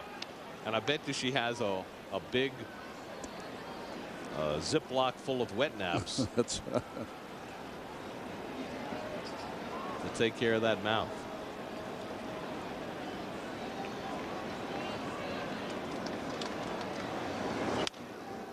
In the air to left and out of play. Carlos Delgado last night with his home run, his 408th, moved into 41st place on the all-time list. Look, it passed by Duque Snider. Now, when Duque Snider retired after 1964, he was 10th on the all-time list. I mean, that's amazing that 32 more guys have passed him since his retirement was at 43 years ago. Well, it's a power game now. Look at the guys. Are there 4 guys that have a chance of 500 home runs this year? A-Rod has a chance. Frank Thomas is only 10 away now. Punch to the left side, and Atkins has got it. Very interesting that the Rockies playing Delgado straight up. That's a spot that's often unguarded when they play the shift against him. So 1-2-3 inning for Cook. On to the 7th with no score. Okay, Brian, we go to the 7th inning here at Shea. It's been a great pitchers duel between Orlando Hernandez and Aaron Cook. See how far El Duque can pitch into this one. 89 pitches now through 6 innings as Matt Holliday leads off. Holliday 1 for 2. He singled and flied out. You saw that .402 batting average. Led the National League when the day began, and he takes a strike. El Duque has retired 9 in a row since walking Todd Helton, leading off in the 4th inning. He has had himself another spectacular start. And it's interesting when you look at El Duque, Maine, Perez, they've all had one hiccup, but been able to bounce back right after that. I think they've also done a fine job pitching on different days' rest because of the weather. El Duque going on his normal rest tonight. Ahead on Holliday 0-2. And did he hold? Apparently he did. 0-2. Well, if you're a pitcher, you want this call. Let's see if he goes around. That's awful close. Seems like he was able to hold his wrist without letting the bat come over, but Willie wanted that call. In there for a call, strike 3. And El Duque has owned that outside corner, and maybe a slice more with John Hirschbeck's help. Well, the Rockies are arguing this call, but John Hirschbeck has been consistent in that. He's been calling this a strike all night long. This one comes back not as much, but Hirschbeck looking to make that call, and Holliday's not happy. 5 strikeouts for El Duque, all call third strikes, and all on that exact same pitch against right-hand batter. There's Brad Hopp with 1 out, and he takes the curveball for a strike. Hopp has grounded into a double play and popped to short. He's 0 for his last 11 as he tries to get his season on track. The Rockies just not scoring runs. Mets will be trying to take advantage of that, but they haven't been able to do so far tonight against Aaron Cook. Well, some games are more fun than others for home plate umpires. You got two guys throwing strikes, want to throw strikes, being aggressive. It makes you as an umpire want to call strikes, want to be aggressive with them. Popped up, left center. Alou and Beltran converge, and Beltran takes charge. 2 away. That's 11 in a row retired by El Duque. Of course, sometimes umpires can go a little overboard with that.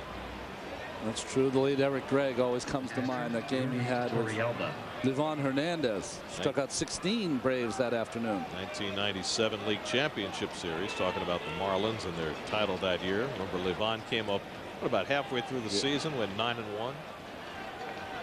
Wound up being the LCS and World Series MVP. Here's Torrealba, lines one back up the middle, and that snaps the string of 11 in a row set down by El Duque. 4th hit of the night for the Rockies, and Beltran throwing behind Torrealba. The ball hits Torrealba, but El Duque is there to play the carom. Well, first pitch hitting as Torrealba. He did not want to get to the point where he got that fastball in the outside corner to strike out as he did in his first 2 at bats. Catches it, comes back over the middle. El Duque can't make the play.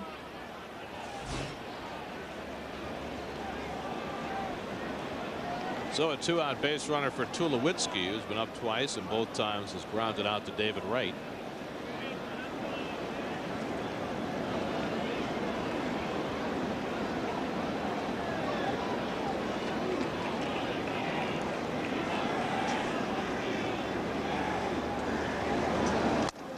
Slider in for a strike. You know, Gary, watching El Duque tonight, something that Tom Glavine does well also, does great, is that they recognize what they have. They start the game and go, hey, listen, they can tell in their mind, I got this great outside fastball today. I'm going to go with it until I don't have it anymore. Slider misses. So work with what you got. When you're out there and you got a good fastball outside, throw that until the hitter proves that he can handle it off you. And they haven't been able to so far tonight. And El Duque, who so often pitches backwards, is doing the same thing tonight. He's setting them up with the breaking balls and then going to that outside fastball as the hammer. This time gets the second strike with the fastball, and it's 1-2. And very rarely has he thrown one above the waist. Every fastball has been down around the knees. Hitters have to take that. They can't do anything with that except hit it on the ground. 1-2 to Tulowitzki. A little wide with the fastball. It's 2-2. Delayed steal by Torrealba, and he got him. Torrealba trying to catch Duque napping. Not only is he thrown out, but he comes up limping as well. Ladies and gentlemen, all that hard work with Tom Nieto pays off. Torrealba out by a mile, and he goes limping off the field. Mets will try and break the tie after the 7th inning stretch. Wright, Alou, and Green on the horizon for New York.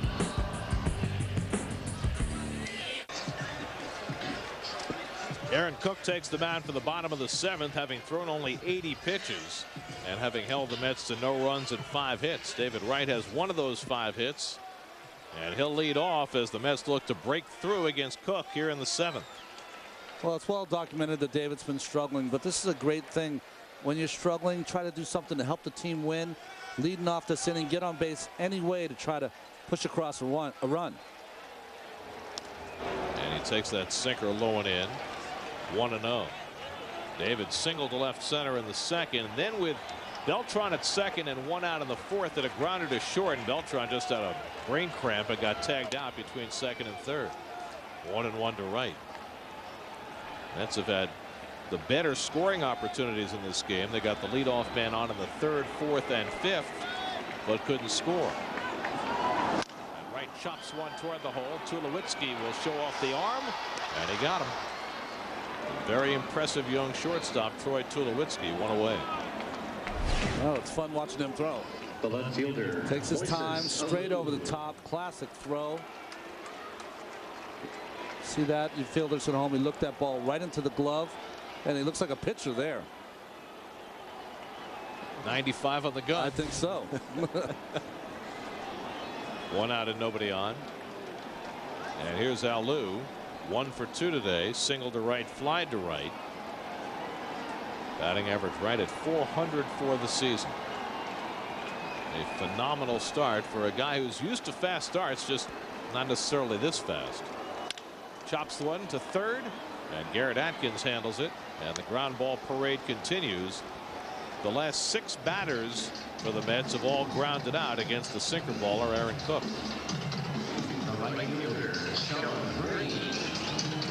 That's 13 ground balls, including 2 double plays, so that's 15 outs on the ground. Wow. Of the 20 that Cook has recorded. Well, his best start this year was 9 innings against San Diego, a no decision. San Diego won that game in the 10th, and he only threw 103 pitches as Aaron Heilman gets loose in the Mets bullpen. Well, El Duque is 2 batters away. He's thrown 101 pitches, so you wonder, would Willie take him out if he doesn't, if his turn doesn't come up? I would think he would let him start the next inning. Well, just watching Aaron throw, it seems like they have a phrase they use, halfway. So he just wants to get loose in case he has to speed up and get ready. Why would he have to speed up and get ready if the Mets put some people on base and have a chance to score a run? Green is 1 for 2 tonight. His hit was a scratch one, a little roller up along the first baseline, and Cook tried to grab it and tag him and made an errant throw, and Green got credit for a hit. Right now, Sean Green's batting average is at .338. Bounces one toward the middle, base hit. So Sean has his second hit of the night. Takes a wide turn, challenges Finley, the throw, dropped by Tulowitzki, and Green with a hustle double. That's an outstanding play with 2 out and nobody on as Green moves himself into scoring position with sheer hustle. Well, this is a veteran player knowing how to play the game. Game is in the hands of the pitcher, so what do? You do something aggressively. Steve Finley waits on the ball, which costs him. One hop throw. Tulowitzki tried to make the quick tag, didn't work out. Watch him busting out of the box. He's thinking second all the way. Makes the big turn. See Finley sits back on his haunches, decides to take a chance, gives the Mets a chance to get a run in this game. Now Valentine will be intentionally walked, which will force Willie Randolph's hand. The only downside about that play that Green just made is that Clint Hurdle can force Willie to either have his pitcher bat or take a pitcher who's thrown 7 shutout innings out of the game. Which is it going to be? Franco, batting helmet. El Duque, batting helmet.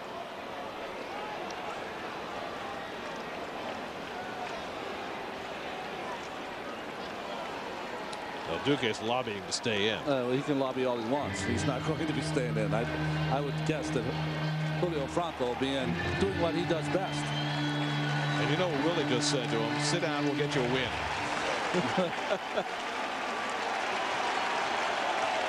So the intentional walk to Valentine gets El Duque out of the game.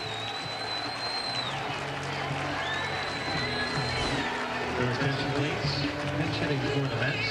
7 shutout innings for Orlando Hernandez tonight. He was tremendous. But his only chance for a win is if the Mets score right now.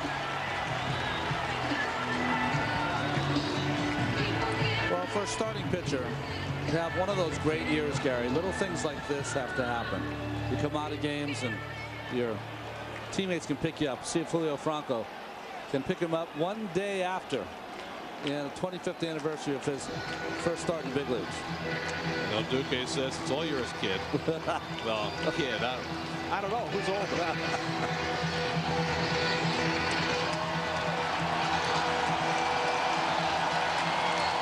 So Franco, who is 1 for 2 at the plate this year, has driven in a couple of runs. Will try and get Green home from second base with the first run of the game.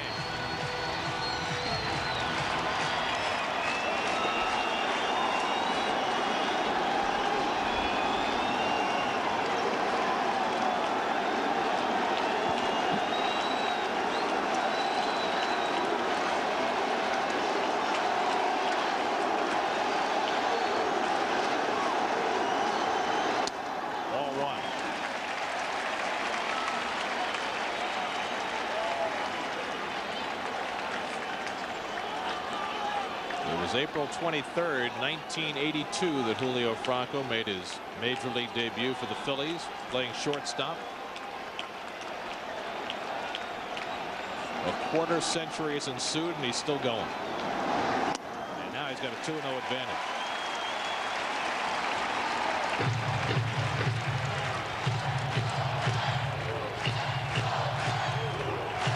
Reyes waiting. See, it doesn't have to be 10-9 every night to be an exciting game. A lot more tension in these affairs. Yes. 2-0 to Franco. There's a strike. Franco thought it was low. 2-1. Well, it's the same pitch he's been calling a strike for El Duque. This ball might have been a little low, but that's the ball he's been calling all night. Outside and the one down.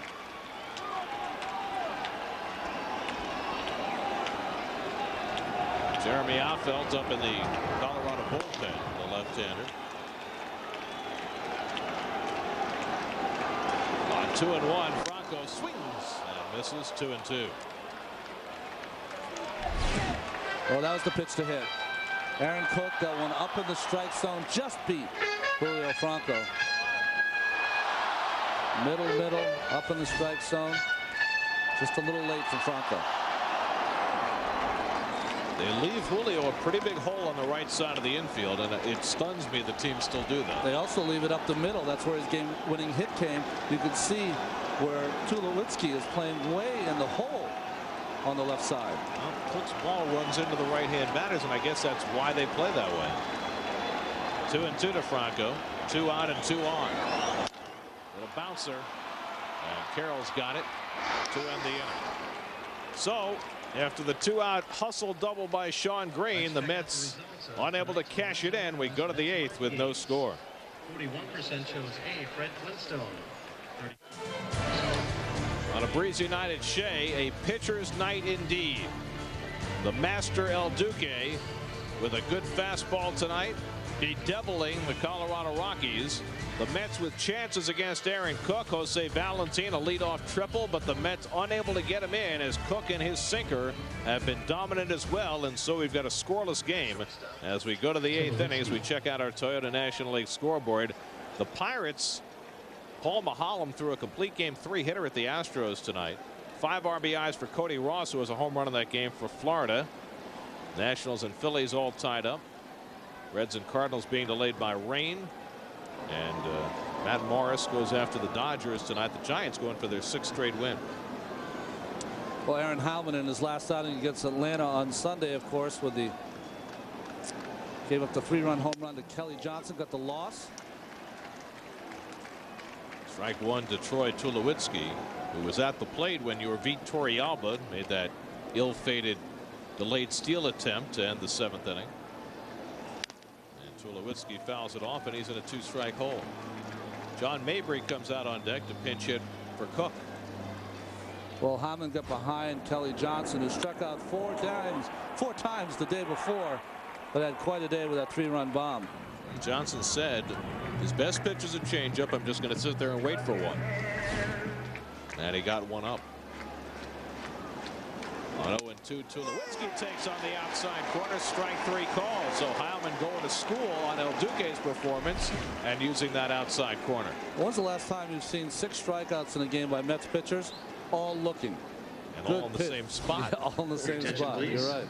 Pinch hitting for Colorado, number 47. Scott Schoenweiss up in the bullpen for New York, also looking to bounce back from a difficult effort on Sunday, giving up the 3-run homer to Edgar Renteria. Here's John Mabry, the veteran left-hand hitter, to pinch hit for Cook. So Cook's only chance to win is if the Rockies can score here in the 8th. And Mabry takes ball 1. John Mabry has had a very long career as a backup player. He first started with the Cardinals in '94. The changeup misses 2-0. You know, talking about Hammond giving up that home run and how do you pitch in your next outing. You know, relief pitchers, their mantra is that when they come to the park and when we have to ask them, they say, you know, I leave it at the park. I forget about it. It's no big deal. You know, the baseball is You got to worry about what happened yesterday. Worry about something today. I don't believe them for a second. I think that relief pitchers, that's what they want to say, but they hold on it and they use it as motivation to pitch better the next time. 3-1 to Mabry. So you think they use it as to try to turn a negative into a positive? Well, I think that they don't want to talk to the media, people like ourselves, and be vulnerable and say, you know what, it does hurt. Hit hard right into the glove of Delgado. 2 away. Delgado stationed near the line against the left-hand batting Mabry. Turned out to be just the right spot. Well, you see right here, Carlos right on the line. Nice positioning. That ball right at him from Mabry, playing deep, helped him make that play. So here's Steve Finley, who's 1 for 3 on the day.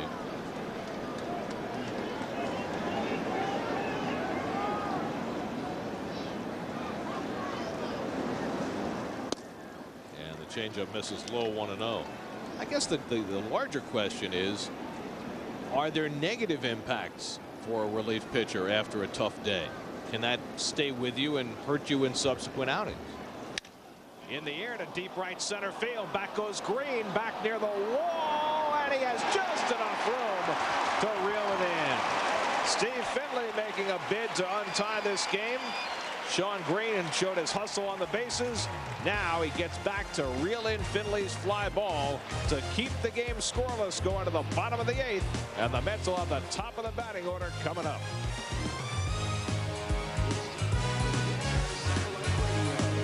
Weekday afternoons between 4 and 6. Log on to CW11.com for live traffic updates from the CW11's commuter cast. Check with commuter cast before you hit the road to find the fastest way home or the easiest way to Shea. Jose Reyes leads off the home 8th inning in a scoreless game against young right-hander Manny Corpus. And the first pitch chopped, slowly hit. Tulowitzki in, and he guns down Reyes. 1 pitch and 1 retired. So 1 strong-arm shortstop throws out another. Well, Aaron Heilman gave up a couple of really hard-hit balls in the top of the 8th inning, en route to a 1-2-3 inning. Line drive by Mabry right into Delgado's glove, and then Finley challenging the wall in right center. Well, it's the reason Manny Corpus is in this 0-0 game. He's been one of their best pitchers this season. 11 games already he has appeared in. Is not allowed to run in 9 out of his 10 appearances coming into this inning. Here's Duque, and he takes ball 1. Corpus, a native of Panama. Last fastball at 92 miles an hour. Pitched for Panama in the World Baseball Classic last year. Duque has grounded out 3 times in a row tonight, and Corpus falls behind him 2-0. Rockies made a move with their bullpen today as we look at Billy Wagner getting ready to come on in the 9th. Troy Hawkins was put on the disabled list for the Rockies, and they activated veteran lefty Tom Martin.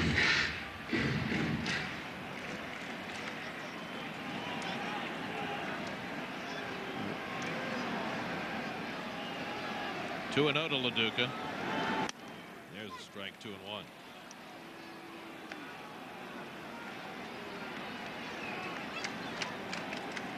Late innings, tied game. Where's the third baseman? Right on the line. Right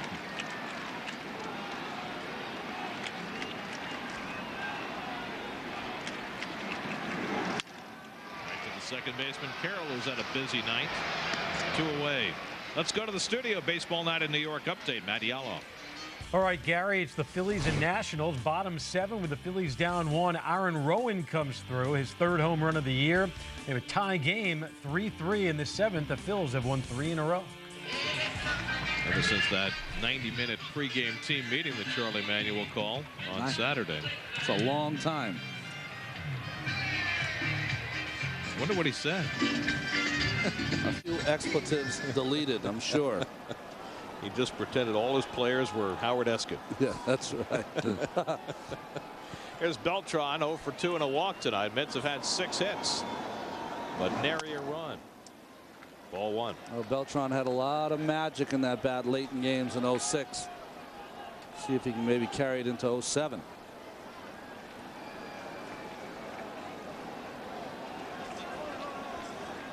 And he calls time with that piece of paper fluttering out in front of home plate.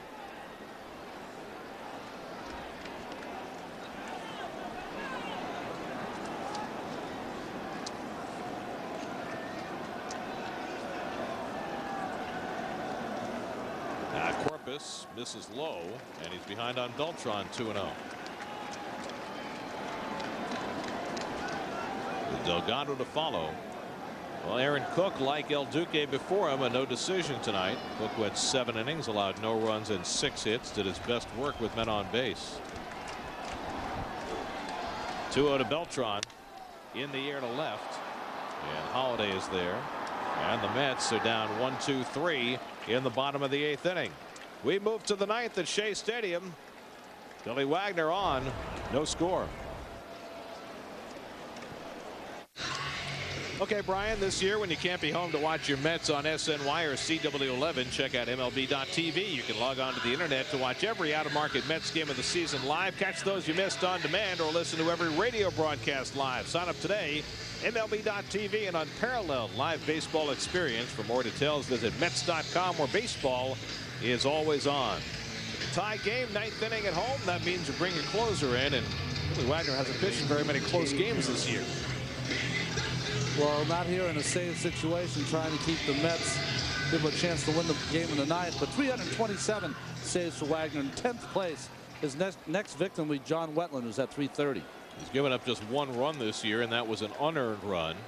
Mets bullpen leads the major leagues with a 1.72 ERA, led by Wagner. Jamie Carroll leads off the 9th, scoreless game, and he takes a fastball strike at 98 miles an hour. Carroll 0 for 2 and a walk, 0 for 6 in this series. Garrett Atkins to follow, and then Todd Helton here in the top of the 9th. And Carroll watches it wide. 1 ball, 1 strike.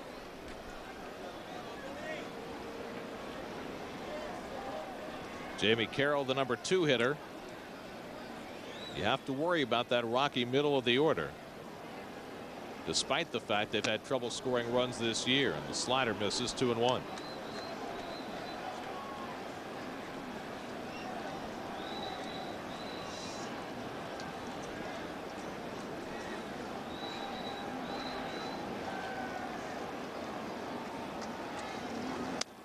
Carroll lays off, and Wagner's behind 3-1. And the Rockies get their closer, Brian Fuentes, up in the bullpen. Carroll trying to work his way on, leading off against Wagner. It's 3-1. And there's a strike. 3-2. Carroll not a power threat at all. Got to go right after him. The Rockies have hit only 7 home runs as a team in their first 20 games. Fouled away. That's the fewest in the majors, and the fewest for any team through 20 games since the 03 Tigers, who lost 119 games. But Atkins, Helton, Holloway, Hop, all home run threats. And they all follow Carroll in the order. Low ball 4. That's the last thing in the world Wagner wanted to do, was to walk the light hitting Jamie Carroll, but he did. And now he's got to contend with the big bats in that Rockies lineup. Well, here's Garrett Atkins, who has been struggling. He's 0 for 8 in this series. You don't think that Clint Hurdle would have him bunt, do you? Garrett Atkins is one of those guys that you got to let swing away. He's one of your bread and butter guys. Of course, if you bunt with him too, you probably take the bat out of Helton's hands, which is the last thing the Rockies want to do. So he's not up there looking to bunt, and the Mets aren't looking for him to bunt. Wagner generated a ground ball double play in his last outing against the Braves on Saturday. He'd love to get one here.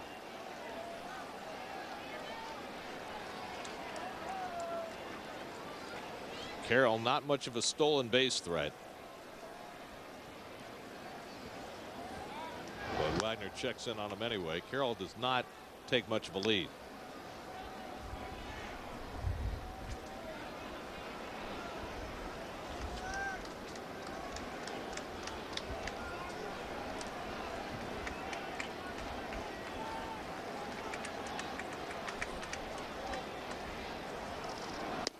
Atkins takes low, and Wagner consistently low with that fastball, and now it's 2-0.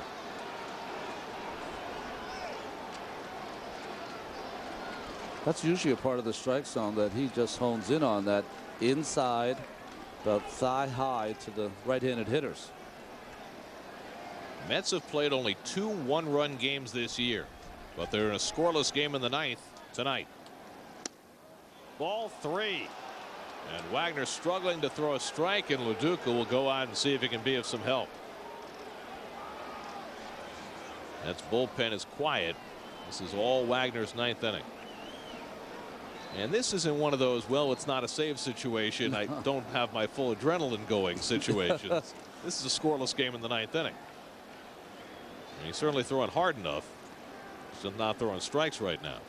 Sometimes when you hit that 98, maybe you're overthrown a little bit. 3-0 now to Atkins, and he takes a strike. Dialed it back to 95. Took a little off. Wouldn't that be nice? Take a little off and throw 95. Jeez. I don't know what that feels like. I'll tell you though, Atkins is going to be ready to swing on this pitch. 3-1 to Atkins. In the air to left field. Alou has it lined up. 1 away, and Carroll back to first. So Wagner had a big pitch to make, and he made it, and he got Atkins for the first out. First baseman Todd Helton. And now he's got to contend with Todd Helton. Helton 0 for 2 and a walk tonight. Head to head, Helton 2 for 7 with a home run in his career against Wagner.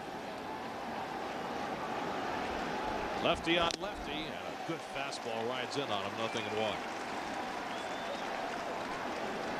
He was ready.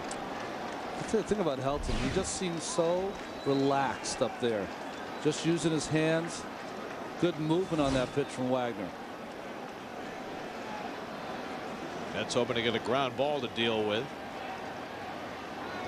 And Wagner keeps Carroll close. The thing about Helton, he's such a good hitter that even Wagner, who throws 98, has to mix up his pitches. Can't stay one way with Helton, because if you just throw it outside, he's going to drive it that way. 1-1 to Helton. Well, he's thrown a couple of sliders in this inning, but mostly has stayed with number 1. I don't think this is the time when he's going to be messing around with that split change, do you? Absolutely not. Do not want to get beat with your third pitch. Matt Holliday on deck, a good hitter. And there's the slider, and it misses. 2-1. So Wagner walked Carroll to lead off, fell behind Atkins before getting him to fly out. Now he's 2-1 to Helton.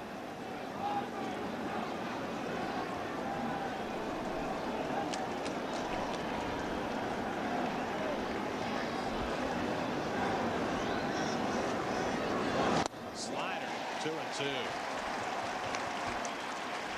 That's a nasty one. That was a good pitch. 2-1. Helton sitting on the fastball, does not get it.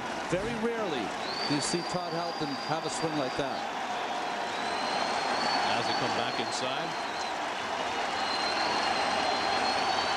The Duque sets up away. Back toward the middle. Valentine steps on the bag. In the dirt. Dugout. Double play. 4-4-3. Valentine with the step. Delgado with the scoop. We go to the bottom of the 9th. Delgado will lead off in a scoreless game.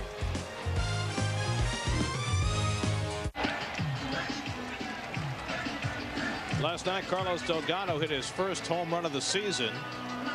Now, with the Mets and Rockies scoreless into the bottom of the 9th, Delgado leads off against the 25-year-old right-hander Manny Corpus, who got the Mets out 1-2-3 in the 8th. Delgado 0 for 3 tonight. Mets looking for one skinny run.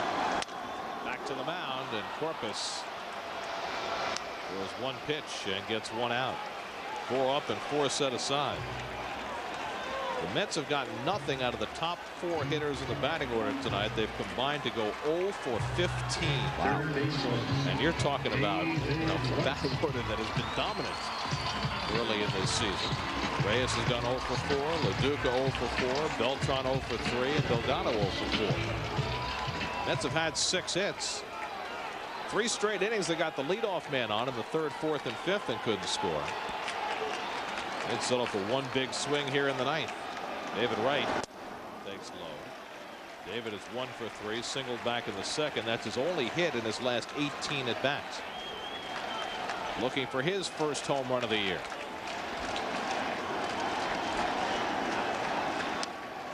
And slider misses. 2-0. Well, Manny Corpus, you can see he kind of slings it from the side, that 3/4 delivery.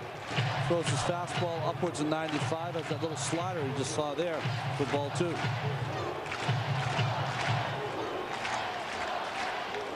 Manny Corpus, a native of Panama. Who do you think he models himself after? Maybe Mo. Big Mo Rivera. Wright grounds one toward the hole. Tulowitzki has it. The throw, and he's safe. Very close play. Tulowitzki has really impressed with his range and his arm tonight, and he almost made the play of the night. What a play. This ball is in the hole. Shows his range. Not only that, he's able to get up quickly and fire a strike. Couldn't get his entire arm behind it, but ooh, he may have had him. Wright is out at first base. Sure looked like it. Bill Welke is the first base umpire, and with the naked eye, it looked like he was out. And on the replay, looked like he was out. But so close. It seems like his foot might be in the air. Yeah. And we got the benefit of 4 replays. So an infield hit for Wright. Potential winning run aboard. Moises Alou, the batter. Moises 1 for 3 on the night, hitting .394 for the year. They're guarding the lines, and so a huge hole on both sides of the infield for Alou. See Atkins almost standing on the 3rd baseline behind the bag.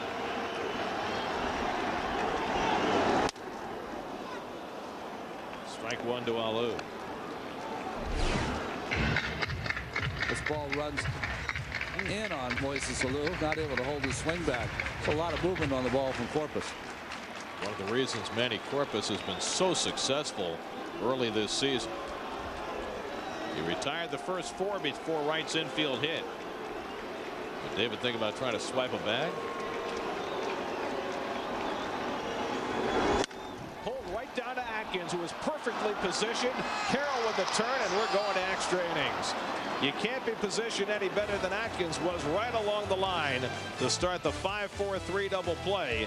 And the Mets will play their first extra inning game of the season as we go to the 10th at Shea.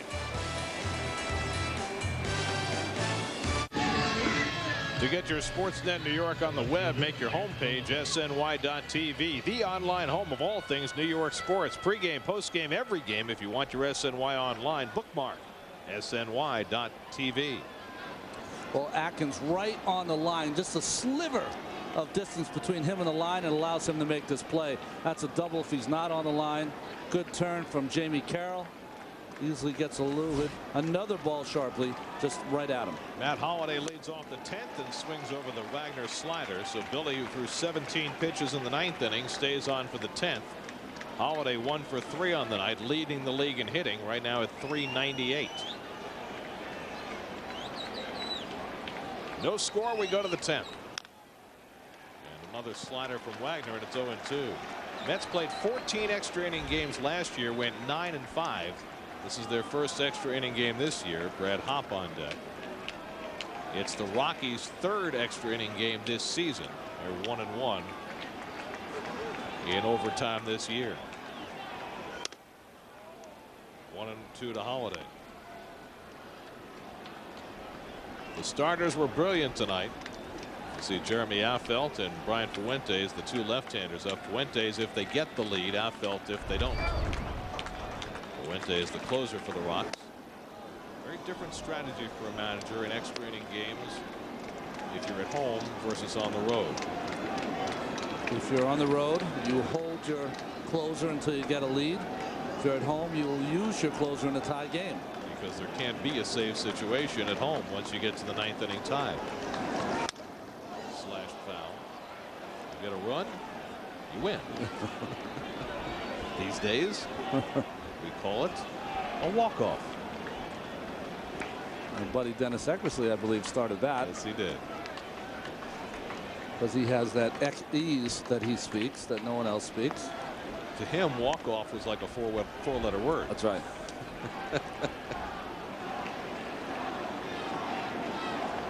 So Willie's career record is that's last year and the year before in extra innings.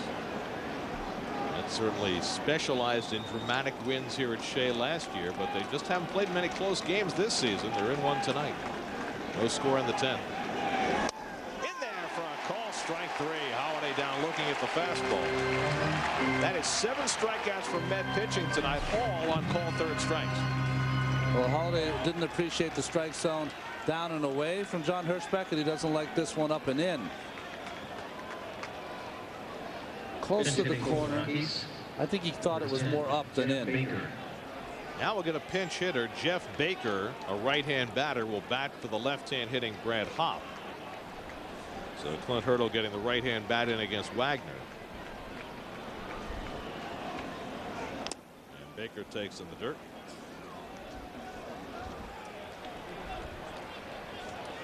Well, Clint Hurdle just the opposite. On the downside, only 23 wins at 31 down. Baker spent a little time with the Rockies each of the last 2 years. Lifts that one foul. Jeff Baker out of Clemson, where he finished as the Tigers' all-time home run leader. 58 home runs, the 4th most in ACC history. So you know what Clint's thinking here. One swing. There's a fastball. Strike 1 and 2.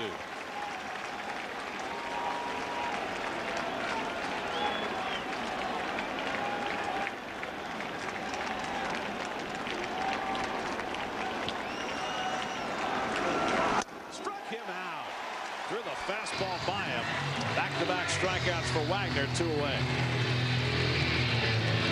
Well, Wagner looking a lot better this inning. Picks his spot. That ball he just threw by Baker.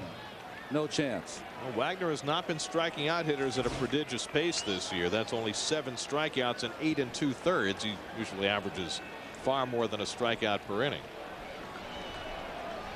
But a couple in this frame, and here's your Torrealba, who's 1 for 3 on the night. The Rockies have had just 4 hits. And a slider misses. 1-0. No, I talked to Billy about that, and he was saying that, you know, does he like strikeouts? Of course, but he doesn't feel as macho later on in his career as he did when he was younger, and he just wants outs. And if they're quicker outs, that's better than the strikeouts. It's a sign of maturity. Yes. Billy's now 35 years old. Got to make some concessions. And the slider on the inside corner. Beautiful pitch. 1-1. Well, he backed it up. 1-0. Usually going to see a fastball from Billy Wagner. He throws with a slider. Completely fools Torrealba. There's another one. It bounces it 2-1. I don't know if that was the split. Probably was a slider, maybe, because he doesn't throw the split that often, but that was ugly enough to be maybe the split. Ugly enough to discourage him from throwing it again. Exactly. If it was. They've gone to the 8th in Florida. Braves lead the Marlins 7-6. Right here, scoreless in the 10th. Torrealba lines a base hit. Now Lou chasing it toward the line. Torrealba takes the turn, heads for second. The throw by Lou. Slide. Safe. So Torrealba, like Green before him, recognizing the situation with 2 out and taking the gamble, and it paid off for him as he beat Alou's throw for a 2-out double. Well, good hitting that ball up in the strike zone to Torrealba. Good job by Alou of getting to it. See how you're surrounded, so you get the momentum towards second base. One hop throw on the bag. Good throw. Just Torrealba hustling from the plate, turning it on as he goes into second base. Torrealba runs pretty well for a catcher. He won't get to run anymore, though, because Willie Taveras will run for him. As you see, he just got the foot in ahead of Valentine's tag. There's Taveras, a speedster. So he carries the potential lead run with 2 out, and Troy Tulowitzki will try his hand against Billy Wagner. Tulowitzki 0 for 3, 2 ground outs and a strikeout. And Wagner starts him off with a breaking ball, 0-1. Tulowitzki, the 22-year-old shortstop, has been very impressive in the field. And you know, he's not hitting, and he started off slow, but he's going to be a good player. You can just tell by that swing. Right now he's still trying to figure out big league pitching. Yeah, and he was completely fooled on that. But you know, you look at a player like him, you just know he can play. It doesn't matter what he's hitting now. At some point he's going to figure it out. Duque out to the mound, and he wants the entire infield to discuss what's coming up. Well, right here it could be changing signs. Maybe he thinks that Taveras is giving location. Maybe he wants the infield to pay a little bit of attention to Taveras, although it doesn't matter with 2 outs. If he steals, he steals, but don't let him get such a big jump that it's so easy to score on a sharp hit ball. Now remember also that the pitcher's spot is due up next, and right now Steve Finley's standing on deck, but he's not the next hitter. 1-1, but that comes into play here too, because the 2 players left in the dugout for the Rockies are Chris Iannetta, the backup catcher, who hasn't been hitting, and Clint Barmas, who hasn't been hitting.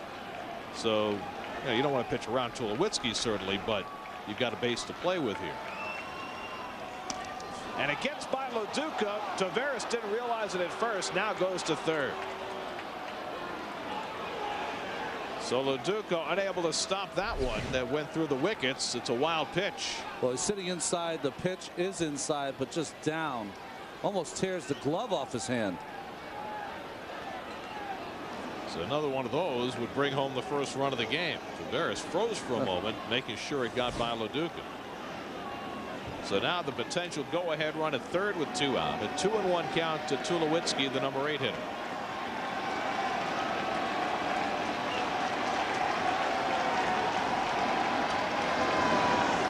Wagner's fastball misses, 3-1. 99 miles an hour, the hardest pitch he's thrown. Again, a walk's not the end of the world here. Iannetta has come out on deck to pinch hit, and he hasn't hit a lick this year.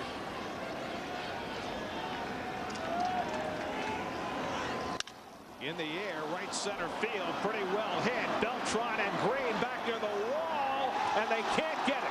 The Rockies take the lead. Tulowitzki on his way to third, and he's in with an RBI triple. The first run of the game has crossed the plate. 1-0 Colorado on the RBI triple from Troy Tulowitzki.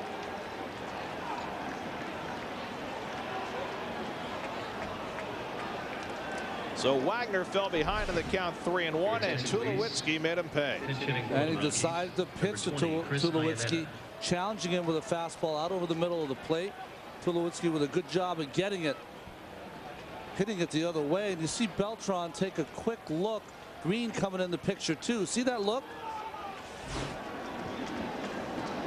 There's Iannetta pinch hitting, and he takes a strike. Sometimes when you get 2 players going after the ball like that, the play won't be made because they're both going after it 100%. So now the Rockies have the 10th inning lead. Look for another run as Iannetta swings over the slider. 0-2. See, I think Beltran's going to crash up against the wall to make this play, but at the last second he can see Green coming in also and made that play. Made a really tough play harder. Duque blocks that one. It's 1-2. So after Wagner had struck out the first 2 batters of the inning, Torrealba hustled a double. The pinch runner Taveras took third on a wild pitch, and Tulowitzki tripled in a run. Struck him out. The inning is over. 3 strikeouts in the inning for Wagner, but The Rockies post the first run of the night, and the Mets will have the lower part of the batting order, Green and Valentine, to try and get it back.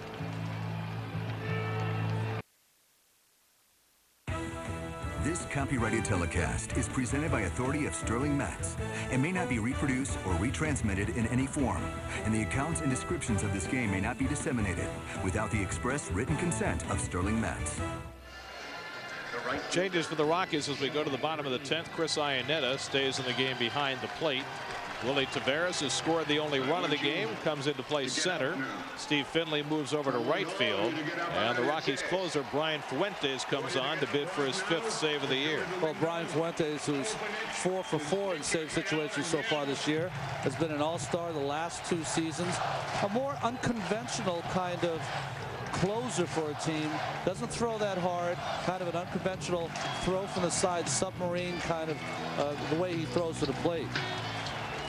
Shawn Green has a single and a double tonight. Lefty on lefty as he grounds one right to Jamie Carroll.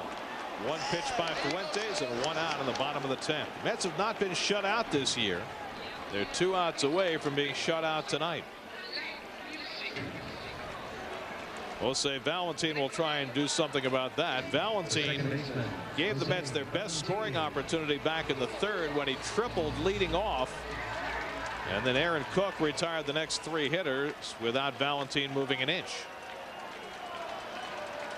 Jose has also grounded into a double play and been intentionally walked, 1 for 2. And Fuentes throws a fastball for a strike. Valentine has done far better batting right-handed this year than he did last year, at least early in the season.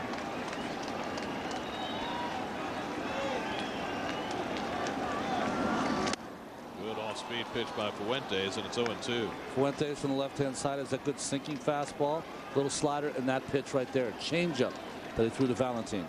Damion Easley on deck to pinch hit for Billy Wagner. Easley's got some pop.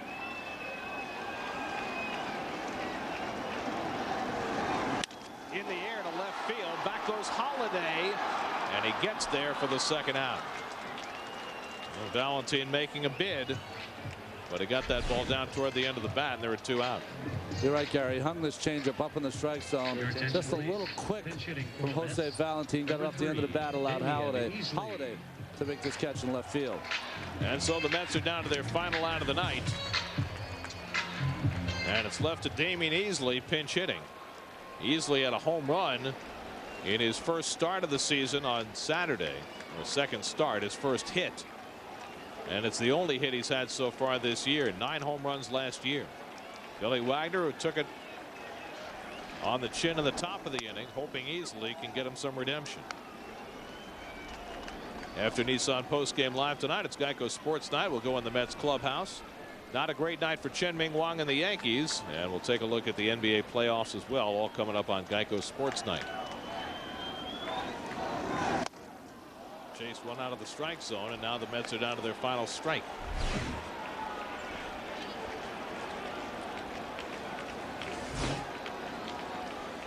.37-year-old Damion Easley trying to pick the Mets up.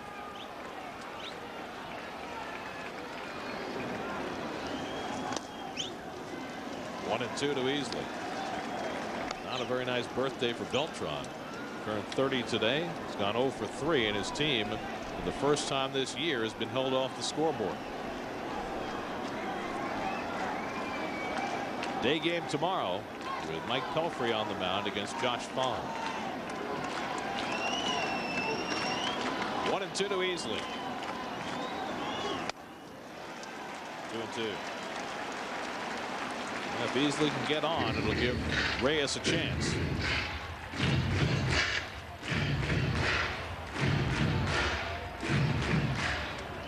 Brian Fuentes trying to close it for the Rocks.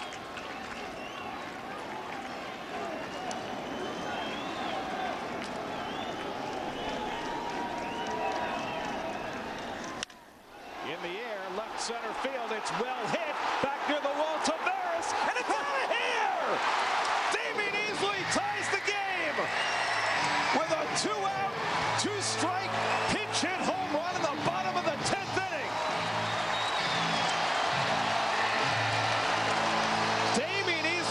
drives it. His second home run, like a bolt from the blue. The Mets are rescued from the brink.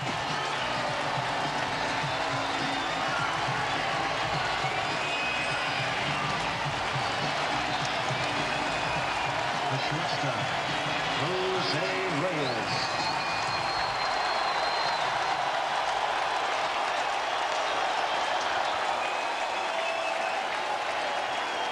Here's Reyes. And he takes ball one. First blown save of the year for Brian Fuentes. And it came out of nowhere. Well, just a fastball in the outside corner. And he's not a big man, but Damion Easley has always had a lot of pop. Reyes lifts one to center field. This one's playable for Taveras. And we'll move to the 11th. So with the Mets down to their final strike, Damion Easley struck. Brian Fuentes blows the save. Billy Wagner's off the hook. And it's on to the 11th inning at Shea Stadium. Heroics deep in the night from Damion Easley to keep the Mets alive.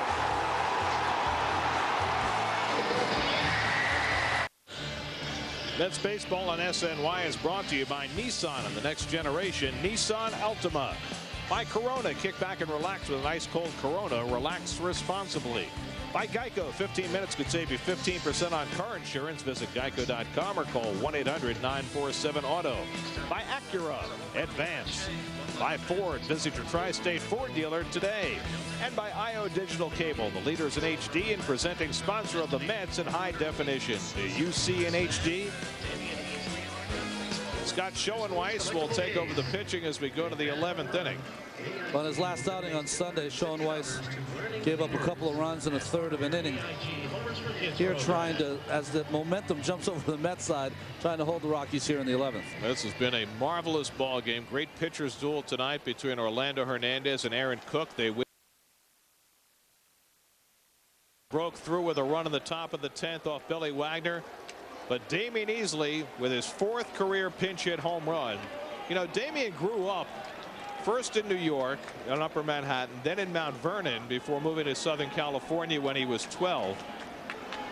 And he really had not been feeling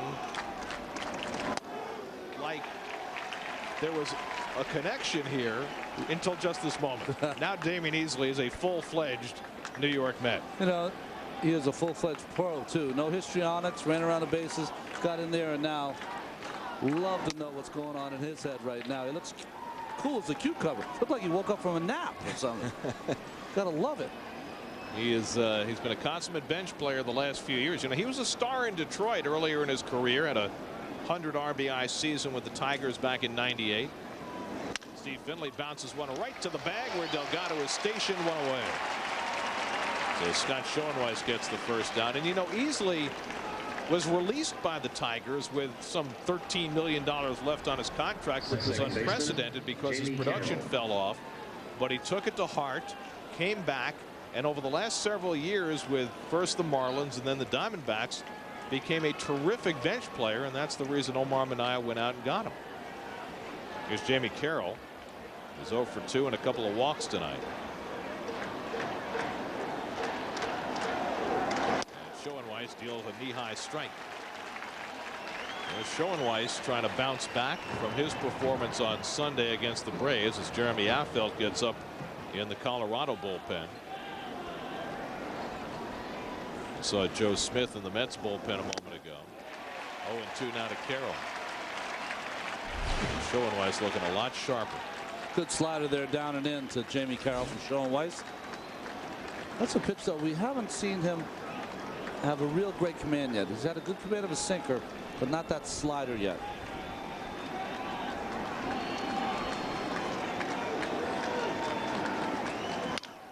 Hammered on the ground to third. One long hop to right. 2 out. It's got to be awfully demoralizing for the Rockies. They've had trouble winning games. They've had trouble scoring runs. They get a big hit from their rookie shortstop to grab the lead. They've got their all-star closer on the mound. Nobody on base. 2 outs, 2 strikes.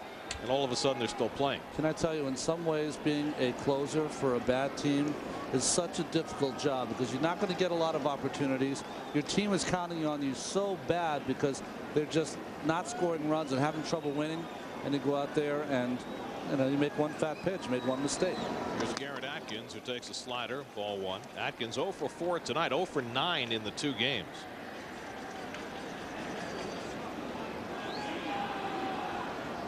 But he is certainly a threat to hit one out, although the Rockies just have not been hitting balls out. 6 straight games without a home run coming into tonight. And it's not like they're a team built around speed or anything. I mean, they are built around Helton and Atkins and Holiday and Hop, guys who have power. 30 home run type power for all of them. On the outside corner, Schoenweiss just looking like a different guy than he was on Sunday. Much more aggressive. It's a nice thing about being a relief pitcher. You get to bounce back awfully quickly. 1-2 to Atkins.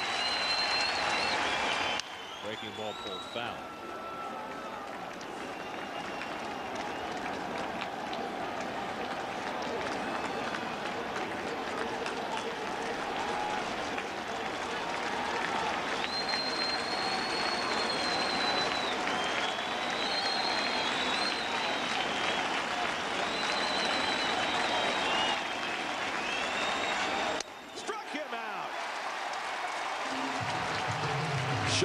With a 1-2-3 inning, and now the Mets will try and win into the bottom of the 11th with Duque and the 2 Carloses tied at 1. Bottom of the 10th inning to keep us playing. Second home run for Easley, and now a chance for the Mets to win it against left-hander Jeremy Affeldt in the 11th. Well, he's got off to a quick start with Colorado. He's one of those guys that has gone between being a starter and in the pen. High to Duque. It's never really showed the consistency to be a starter, and then they'll put him in the pen and he'll do well for a couple months, move him back as a starter, but has not been able to be consistent over 30-32 starts. Kansas City Royals were looking at him as a star closer when he first came up, and Duque lines up base hit. Chased to the line by Holiday, and Duque will settle in at first base. And we'll see whether really pinch runs for him here. He's got Endy Chavez available to run, and he hasn't used Castro tonight. Sometimes you wait to get that runner to second before you use a pinch runner, but I think they're going to use him now. I would think it would make sense. You got a day game tomorrow. Like to get Duque out of there anyway. And ball is set to come off the field, and here comes Chavez. For your attention, please. Returning to the Mets at first base, number 10, Endy Chavez.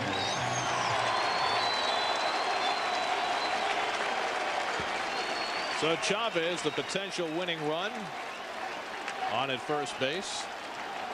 Ryan Spire, the right-hander, up in the Colorado bullpen.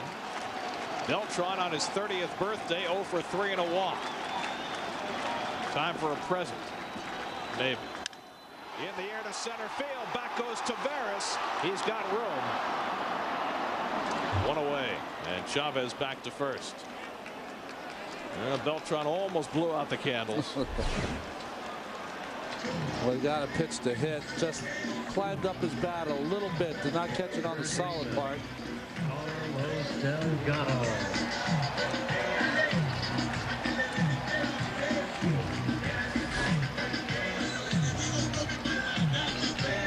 So 1 out and 1 on, and here's Delgado. 0 for 4 tonight. He has a home run in his career against Affeldt.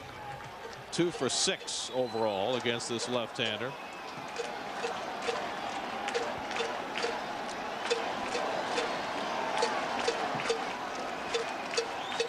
And the breaking ball misses. 1-0.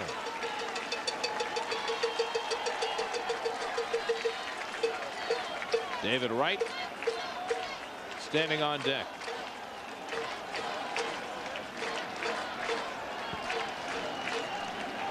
Chavez building his lead. And good curveball for a strike. 1-1. Well, you see a guy throw 92, 93, left-handed with this kind of hook. You say, what happened? How come he's not a star? Sometimes it happens upstairs, you know. That C word, consistency. And he comes back with the heat, and it's 1-2. Everybody clap your hands. Well, good fastball upstairs. Better to pitch Delgado up in the strike zone than down. 1-1 bottom of the 11th. The Braves lead the Marlins 11-6 going to the bottom of the 9th. The Phillies have won their game, their 4th in a row. They beat Washington 6-3. Breaking ball ripped off the glove of Hilton. They've got to play it first, and that's the second out, but Chavez moves to second with the potential winning run. If Hilton catches it, it's a double play. If he doesn't catch it, game over. David Wright. Just good play by Hilton. That was just defensive. That was like a goalie on a slap shot, just trying to get a glove on it. Jamie Carroll, of course, backing up, makes the play. So now Hilton saving the game just by getting his glove on the ball. But the Mets are now a base hit away from winning it with Chavez at second and 2 down. Wright is 2 for 4 tonight. And the curveball in for a strike.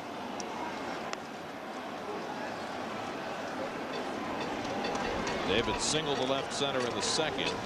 Hit one to deep short for an infield hit in the 9th.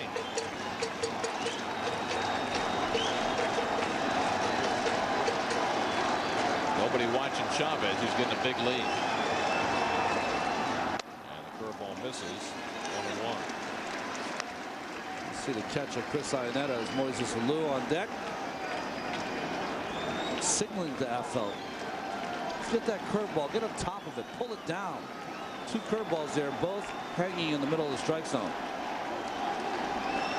1-1 to Wright.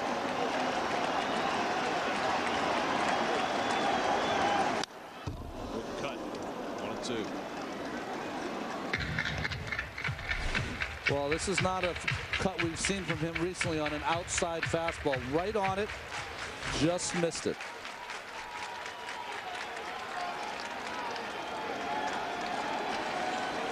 Chavez carrying the potential winning run at second with 2 out.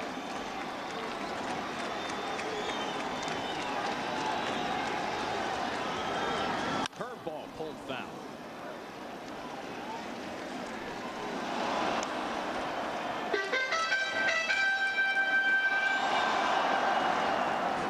Well, he got his souvenir.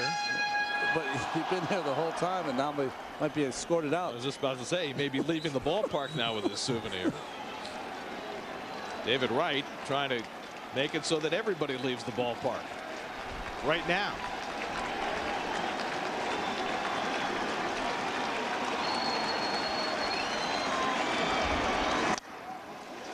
Watch is low, 2-2. David has driven in only 4 runs so far this season. With runners in scoring position, he's just 3 for 19. Trying to get the big hit here in the bottom of the 11th.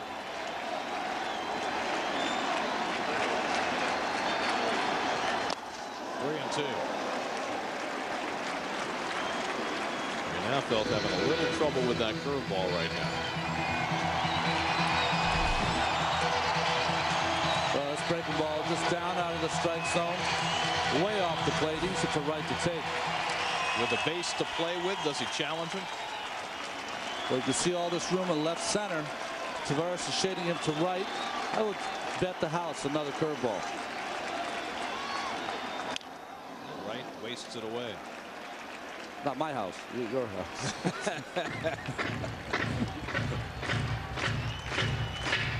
Not his house. You can't afford his house. That's right. Or his.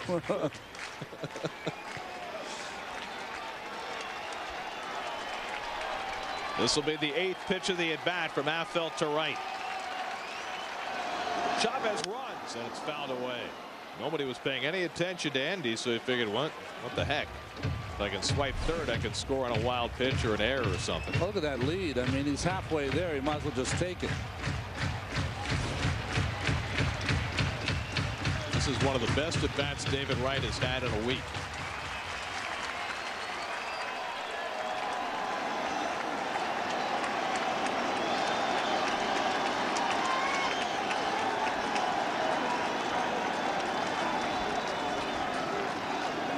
NFL, not yet ready to throw.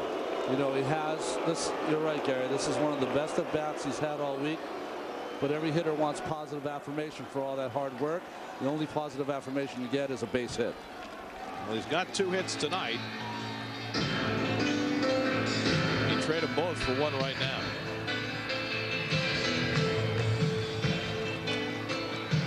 Chavez pinch running for Duque, who led off the inning with a single.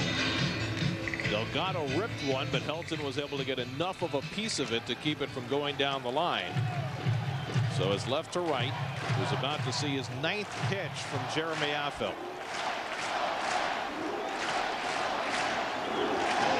Seat squirmer at Shea. In the dirt, ball 4. So Wright works out the walk. And it's left to Moises Alou.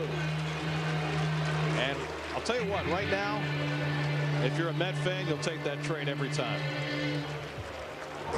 They've got the right-hander Ryan Spire ready in the bullpen. And here comes Clint Hurdle, and he's ready to make a double switch. He's got only one player left on his bench, and that's Clint Barmas, and he's coming on the field. And so they'll make a double switch. Carroll will move over to third. Atkins comes out of the game. And a pitching change ensuing. This call to the bullpen brought to you by Verizon. Switch to Verizon Fios TV, internet, phone. It's the most advanced fiber optic network straight to your home.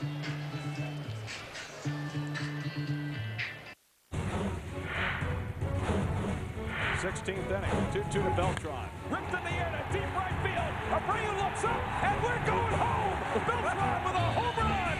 Wins it for the Mets at 12:33 a.m. Carlos Beltran ends the Mets' longest game in 11 years. A walk-off moment from last season. Mets have not had a walk-off win this year. They're trying for one here in the bottom of the 11th in a 1-1 ball game. And Ryan Spire, who missed all of last season with shoulder surgery, takes over the pitching for the Rockies. Yeah, Gary, he had a torn labrum, so missed the entire year. Went to the Arizona Fall League. Spire, like it seems every staff has now, one of those sidearm right-handed sinker ball slider pitchers. Endy Chavez carrying the winning run at second. David Wright at first. Moises Alou the batter.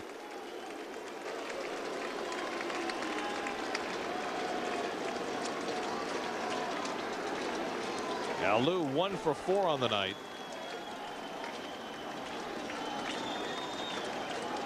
Facing Ryan Spire, the 5th Colorado pitcher of this game. Mets have had 9 hits. They need 1 more.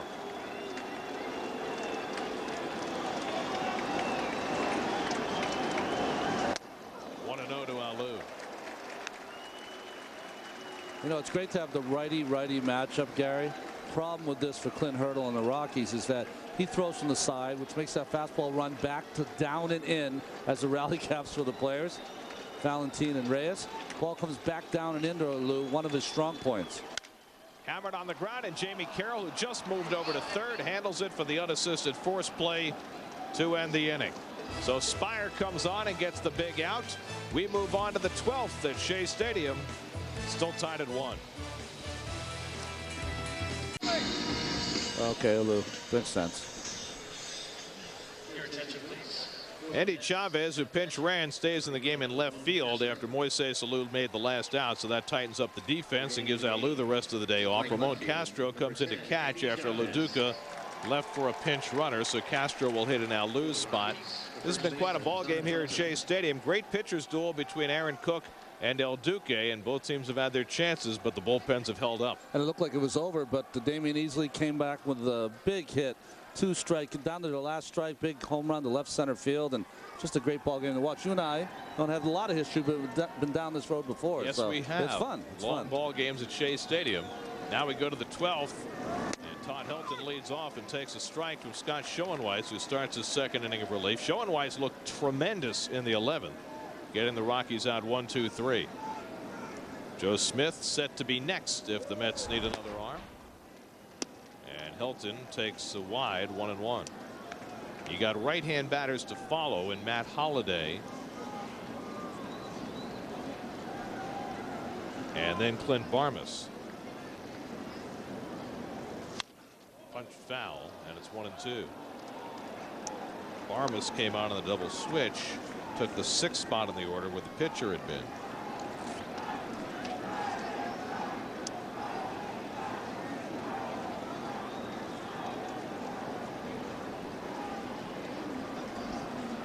Belton tonight 0 for 3 and a walk. He doesn't take too many offers. It's that one hard. Valentine runs it down. One away. Well, you see Valentine is playing straight up against Helton, who sprays the ball to all fields. Helton gets jammed a little bit. That's why this ball did not get into right field. And nice timing by Valentine to play that on one hop. Watch this pitch. Sorry, watch this pitch. Just jams just enough.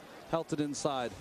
He didn't get the base hit. And now with the right-hand hitters coming up, Schoenweiss's work is done. He faced 4 and retired 4.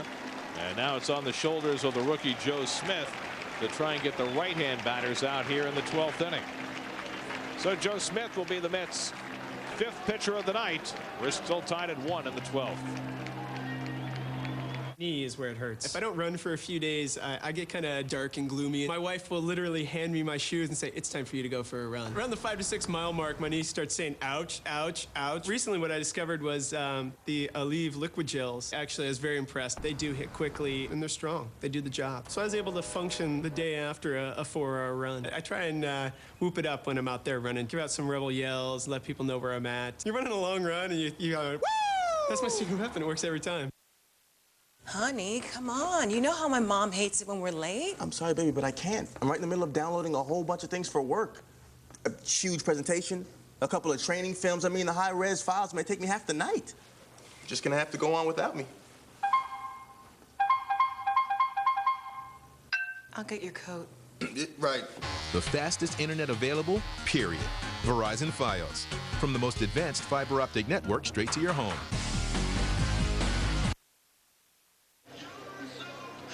Joe Smith on to pitch for the Mets with 1 out in the top of the 12th. Coming on to face Matt Holliday. Mets got another great start tonight. This one from Orlando Hernandez. 7 shutout innings. On his last start, he only allowed 5 base runners. Only 6 this time. 5 punch outs. And really had that fastball in the outside corner to right-handers all night long. Struck out 5, all on call third strikes. Met pitchers have now struck out 9 tonight. Make it 10 as Joe Smith takes over here in the 12th. Joe hasn't pitched since Saturday when he struck out Andrew Jones with the bases loaded. Now he takes on another tough right-hand hitter in Matt Holliday, who leads the league in batting. And Holliday takes a slider for a strike. Holliday 1 for 4 tonight, has struck out looking his last 2 at bats, once against Duque and once against Billy Wagner. Wagner gave up a run in the 10th, but Damion Easley bailed him out with his 10th inning home run to tie.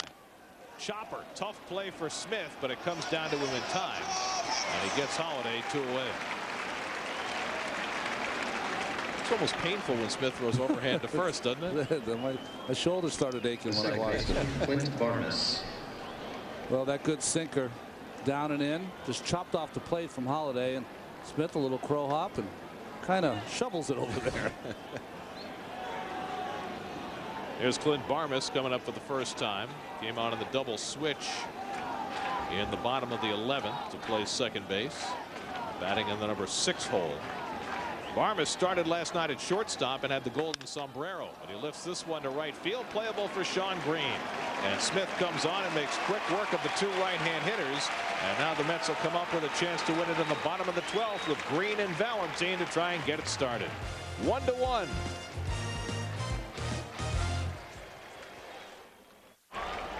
It's been a very entertaining game tonight. And the young crowd still on hand in the bottom of the 12th as Shawn Green takes a strike from Ryan Spire. Spire came on to get the final out in the bottom of the 11th and stays on for the 12th. Green 2 for 4 tonight, a single and a double.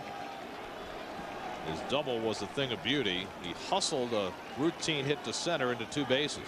Pulls that one foul. That came in the 7th inning in a scoreless game with 2 out and nobody on, and Green just sensed an opportunity and made a veteran hustling play, but the Mets couldn't convert. Valentine to follow, and then the pitcher's spot. They still have David Newhan left on the bench. That's their last man. The Rockies are out of position reserves.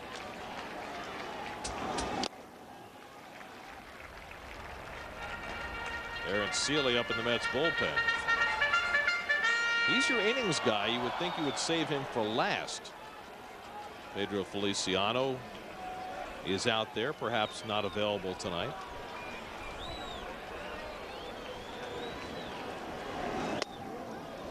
And onto the hands, 2-2.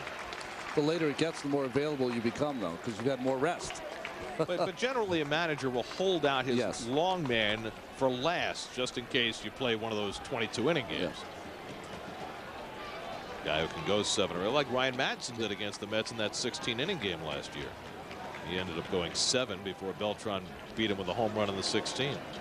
7 and 1 batter. Yep, 1 batter too many for Madsen and the Phils. 2-2 to Green. Ooh, he almost hit him. He was fooled by that pitch and almost walked into it. Well, Spire has a little bit of the slider that Joe Smith has, that it starts out like a sinker and just really breaks late. You could see that Green never really saw that pitch till the end. 3-2 to Sean, leading off the home 12th. Rockets one down the right field line. It's hooking, and it goes foul.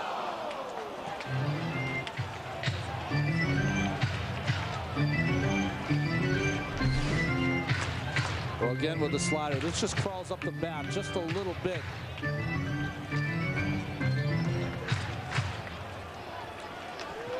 Got the players out of their seat.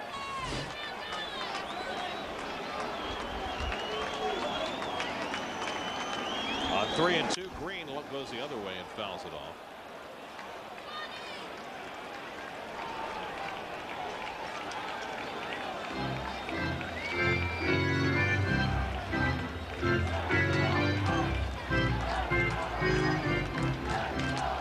Spire out of Radford University. He was a non-drafted free agent. Not too many of those make it to the big leagues. Pitched a little for the Rockies 2 years ago before having shoulder surgery last year. And he walks Sean Green, leading off the bottom of the 12th. It's the 5th time that the Mets have had the leadoff man on in this game. They've yet to convert him. We'll see if Valentine's asked to bunt, with Newhan coming out on deck to pinch hit.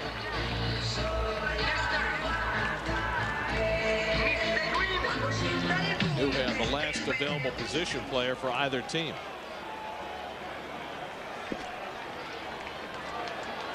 Valentine 1 for 3 tonight. The one was a booming triple to center back in the 3rd. What do you think? Bunt here? Well, I think that's one of the reasons they threw to first. Sometimes you throw to first not to get the runner. You want to see if Valentine tips his hand by showing the bunt. I would bunt him here. The Rockies are playing for the bunt. And he does square and gets a beauty down. And Spire hesitates and just barely got him at first base. Waiting for Barmes to get over there, and they nearly lost the play. It never ceases to amaze me how the second basemen take so long to get there, which can sometimes botch the play. Look at Barmes, gets there so late. Your attention, please. That Spire looks up, sees no one at first base, double clutches, but has enough to get on the throw to just get Valentine.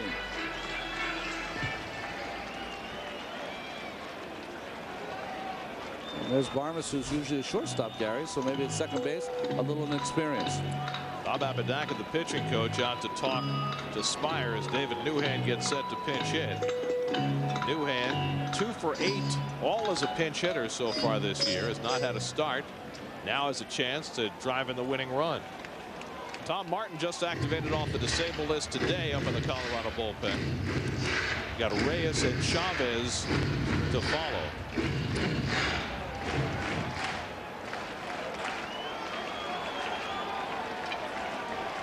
So Damion Easley's already delivered as a pinch hitter in a big way tonight. Now Newhan trying to get Green home with the winning run. And he takes the breaking ball for a strike. Whenever you're a new player to a team, you try to endear yourself to the fans. Damion Easley's done his part tonight. Let's see what Newhan can do for the Shea faithful. Easley homered in the bottom of the 10th with 2 out and 2 strikes to keep the Mets alive. Now Newhand trying to do his part. Well, David Newhand is the son of a celebrated sports writer. He knows a big story. See if he can create one here. Don't bury the lead. Takes the slider in off the plate, 1-1.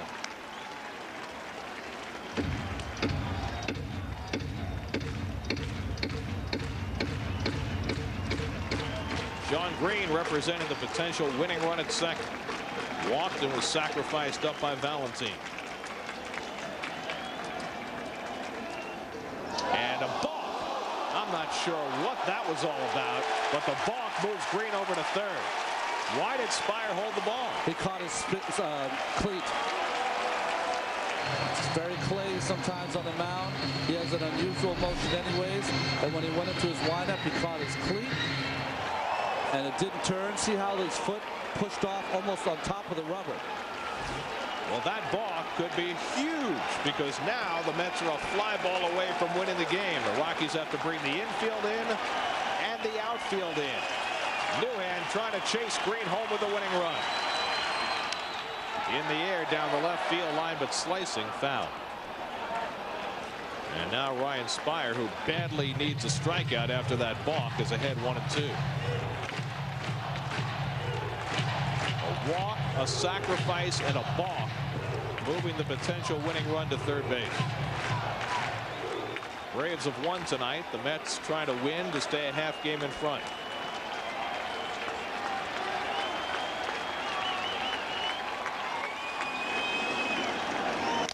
Struck him out. Oh, there's a huge strikeout for Ryan Spire. You talk about a recovery. Wow. After the balk, Ryan Spire comes right back to blow away David Newhand. Just went right after him. Foul tip here by Newhand. Chris Iannetta just held on to it. So now the infield and the outfield can drop back. Well, not all the way because you got Reyes up. And there's always the chance of the bunt hit to win the game. Reyes has gone 0 for 5 tonight, 0 for 9 in this series. 2 out. Green at third. And the backdoor breaking ball misses 1-0. Reyes has driven in 16 runs this year, but he has not had a good night at the plate.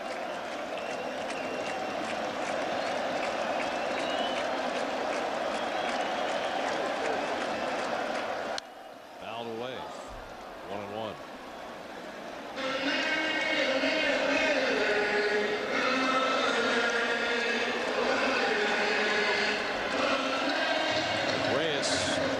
Aboard, Chavez would be next. And they've got the lefty up in the bullpen. Both teams out of available position players.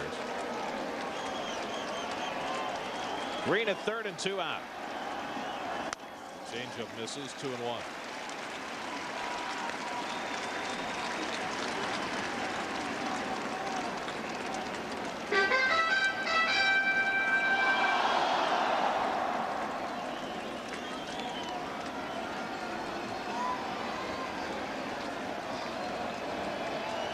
Two and 1 to Reyes. And the breaking ball misses, 3-1. Well, if you're Ryan Spire, you know that Reyes' run doesn't mean anything, even if he walks and steals second. It sure looks like they're pitching around him, just throwing a lot of sliders behind in the count, and now with intentionally walking Gary. Well, it makes perfect sense because you got the left-hand batting Chavez up next. They've got the lefty in the bullpen, and you can either, well, you're not going to walk Chavez because you got Beltran behind him, so you'd figure Hurdle's going to bring in the lefty here to face Endy. Endy Chavez. Well, it makes sense, doesn't it? Because not only do you do that, the left-hander to face Endy, but let's say Endy would get on the bases loaded, you turn Beltran to the right side, although Beltran's hitting much better from the right side this year. And then also if you go to the next inning, now you got Beltran and Delgado up against the lefty, so we'll see what Clint wants to do. Right now biding his time as Iannetta talks it over with Spire. Well, it looks like Spire's staying in. So Tom Martin just off the disabled list, ready but not being used.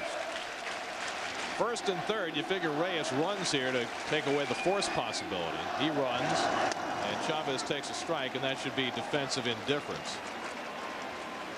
Not a stolen base for Reyes. So what it does is take away the force at second base on a ball hit in the hole. Chavez trying to pick up Green from third with the winning run with 2 out. And he's had just 11 at bats this year with 4 hits. A drag bunt. He gets it down. No play, and the Mets win it.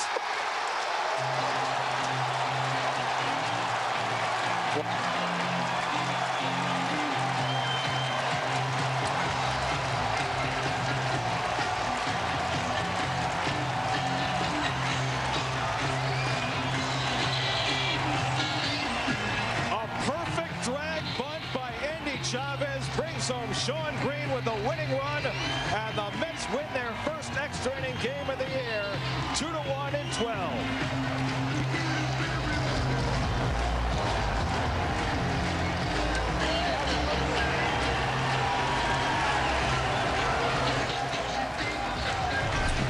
When you're going to drag a bunt with you have to bring it right here. You got to put it right between the first baseman and the pitcher, and just get it hard enough so it gets by the pitcher. Chavez great running out of the box, just gets it. See, he gets it past Spire. He tries to get a glove on it, but by that time, too late. Perfect bunt from Endy Chavez. Gary, the legend grows.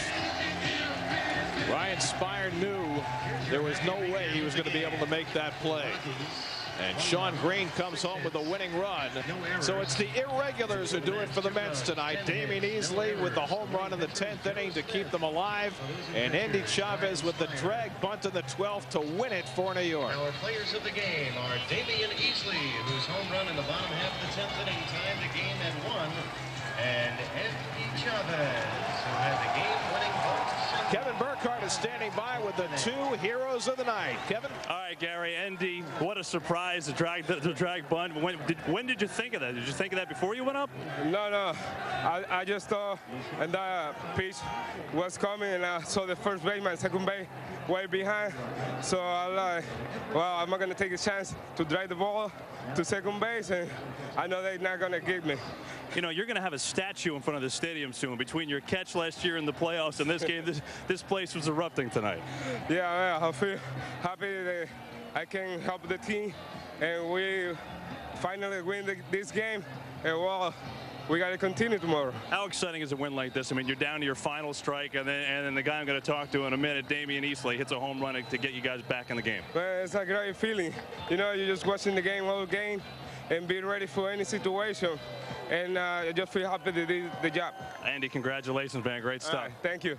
Now let's go over to the guy who kept the game going. Well, you're sitting on the bench the whole game. Your number's cold, and you got 2 strikes against their all-star closer. What's going through your mind at that point? I'm just trying to relax. I took a pitch that I probably, if I had it over again, I wouldn't have taken, but I was looking somewhere else. And then I swing at a pitch at my eyes, and that wasn't me. So I just try to relax, get myself back in the count, and get a pitch I can handle. You looked incredibly calm even after the home run. You know, what were your emotions like?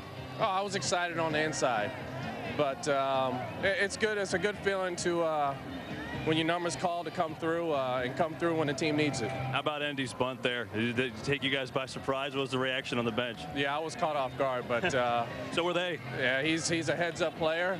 He's a winning ball player, and that's why we won the game. You know, this team hasn't been involved in too many one-run games. I mean, the offense that you guys have, you've been able to win a lot of games by a lot of runs. How important is it to show that you can win a game like this? Well, I mean, if we're going to go far into the season, we need to win those games. Cook was on his game tonight. His sinker was probably the best I've seen. And coincidentally, Duque was doing great too, and that's why we had that low score. You feel like you're officially a Met now? It's a pretty good moment to kind of welcome you back to New York. Well, I got the uniform on. Hey, Damion, great job. Thanks for the time. Thank you. Okay, guys, 2 heroes of the game back upstairs to you. Well, this was quite a ball game right from the start. El Duque was magnificent. Aaron Cook was just as good. A great pitcher's duel tonight.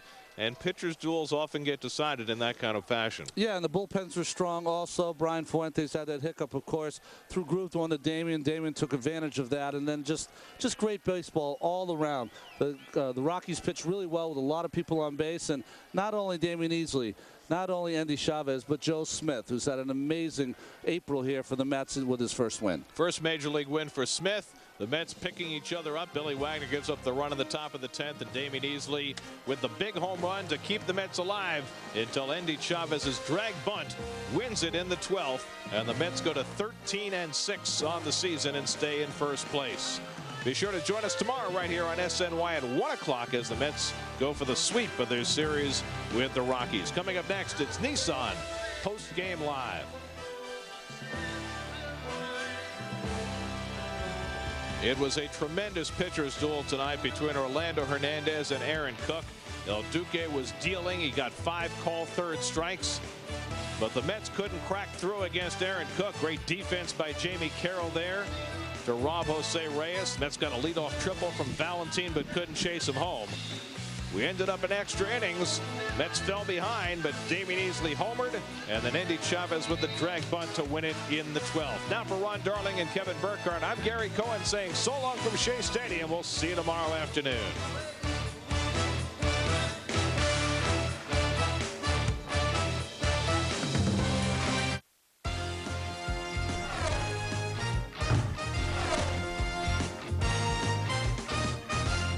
Let's hear it for the guys off the bench as the Mets come through and win it in 12. They beat the Rockies 2-1, and it's the reserves, Dave Gallagher, who come through in the pinch. This is Nissan Postgame Live. Matt Yaloff along with former Met and longtime Major Leaguer Dave Gallagher. What does it require to sit around and sit around and sit around, get your number called, and then not only get up, but come through? Unfortunately, I know a lot about being a reserve. We see the end result. Everybody sees the end result. But think about what really happens for these two guys. You get to the ballpark about 2 or 2:30. Your batting practice starts about 4 o'clock. Damion Easley sat around and watched that game for maybe 3 hours. Comes up and hits a bomb, a game-tying bomb with 2 outs in the last inning off an all-star closer. Endy Chavez watched it for about 4 hours. Comes in and does his job with a game-winning bunt. The preparation is different for different people. I used to go in the back of that stadium. There's a sauna, and I used to go into the sauna in full uniform and just to stretch out and stay loose because my legs would tighten up, and I try to pay attention to where I might be used. These guys are ready. Ron Darling's also ready to chime in and give us his thoughts on this game. Hey, Ron, I mean, if you ever needed proof that every guy on a roster is important, whether he plays or does not play, you saw it here this evening. Well, the Mets showed that last season, didn't they, in their championship season? They needed everyone on the bench. Everyone came through. Endy Chavez now, the legend grows with Endy with that beautiful drag bunt and that key situation to end the game. But loved that at-bat by Damion Easley. And he was right, you know. He had that at-bat where, you know, he just is one of those guys that just relaxed and tried to, you know, hit the ball hard. And he did to get that home run. And then Endy Chavez, of course, with that great bunt. You know, guys off the bench, you have to do it all season long if you're going to win these kind of games. It's just how it goes. Yeah, how about a guy like Easley with an accomplished major league career, goes to a new team in the town he's from? Ronnie, when you switch teams, what does it require to finally feel like you're part of the group? You know you belong, but until you contribute and make a difference, is it a different feeling? Well, I think that's the problem for the guys on the bench is that because of the weather, because of the rainouts, I think that they have not gotten a chance to play as much as Willie Randolph would like them to play. You know, Willie loves to use the bench and he loves to, you know, have those guys stay sharp, but this weather and this April has not allowed that. So these guys have had really work even extra hard to be ready for their bats here and there, and they proved it tonight. You know, you cannot not be doing your work and come out and get the kind of hits that, you know, Damion Easley did. You cannot be an Endy Chavez who comes out early and works on his drag bunts, works on his push bunts. He does all that work to get in a situation like that and win a game for his team. How about the balk by Spire? What happened there? Well, he just caught his cleat. He kind of has an unusual motion anyways. Caught his cleat late in the game. You get a nice hole there in front of that rubber. Caught his cleat. And, you know, Colorado's got to be thinking to themselves, you know, they've played some tight games. They played a game tonight that they thought was theirs. You know, how else can you lose a game? You know, to have a balk like that happen, that's just you're going to start to feel a little snake bit. 23 games in a row now. The Rockies have lost games when they score 3 runs or fewer. So that clearly is not a good sign for that ball club. A great sign for the Mets is that El Duque and the rest of the pitchers really on their game tonight. Ron, pitching with a lot of runs, as the Mets have this season, is one thing. But how about when runs are scarce? What's the difference? Well, I don't think there's any difference for the pitchers. I think they're going out there every single time and trying to limit the team that they're facing, you know, to no runs. That's their start. But tonight, El Duque had that fastball working on the outside corner to the right-handers. I think that he had a very good strike zone, generous strike zone on that outside part and kept hitting that glove. And John Hirschbeck, the home plate umpire, is one of the best in the game, kept calling those strikes, and the Rockies weren't able to make an adjustment against El Duque. And the rest of the pitchers also on both sides. I can't say enough about Aaron Cook and that sinker ball that he has. He just gutted out 7 innings out there. Both bullpens pitched really well. And Joe Smith, here's another guy who's new to the team, gets his first win. Yeah, what a great story on Joe Smith. Mike Pelfrey in the finale, Ron. I mean, this is the one guy in the rotation we really haven't seen excel yet. He's been okay, then he wasn't too good. What can we expect tomorrow? Well, I think there's a couple of pitchers in AAA that are pitching well. So I think if you're Mike Pelfrey, you got to say to yourself, hey, listen, I've had a couple starts here. The weather's been kind of cold. I haven't been at the best of my ability. So I think I got to go out there and show this team, show Willie Randolph and his teammates that he belongs here. He's got the stuff to belong here, please. He's got enough stuff to dominate hitters, but he's got to go out and prove it, and that's just how it is when you're a rookie. All right, Ron Darling and Shea. We'll see you again tomorrow afternoon on SNY. Pre-game at 12:30, game at 1 o'clock. Ronnie, have a good night. All right, sleep quick, guys. Yeah, well, that's the case for everybody involved in these games. Let's talk about offense here, Dave Gallagher, because the Mets had just enough this evening, but an interesting statistic, and if you look at the box score, 1 for 19. The top 4 guys in this order tonight, 1 for 19, yet they win the game. In the pregame show, we talked about 6 and 7 and 8, and once again, they do the hitting. Yeah, they did. Well, I'll tell you what, Ron is right. The pitching was outstanding tonight, both sides. A lot of movement. Cook's ball was going down. El Duque's was coming back. If you were a fan of pitching, you loved tonight's game. I sat there and got sick to my stomach as an ex-hitter because there wasn't a whole lot of offense going on in that game. But the bottom of the lineup did come through again. Yeah, and of course the guys off the bench, which is the story of the game. We have more to do. We'll tell you the story of the game through moving pictures, highlights. We go inside the game when Nissan Postgame Live returns. It's presented in high definition by IO Digital Cable, the leader in HD. Do you see in HD? Highlights on the way. The Mets take it in extra innings. We're coming right back on SNY.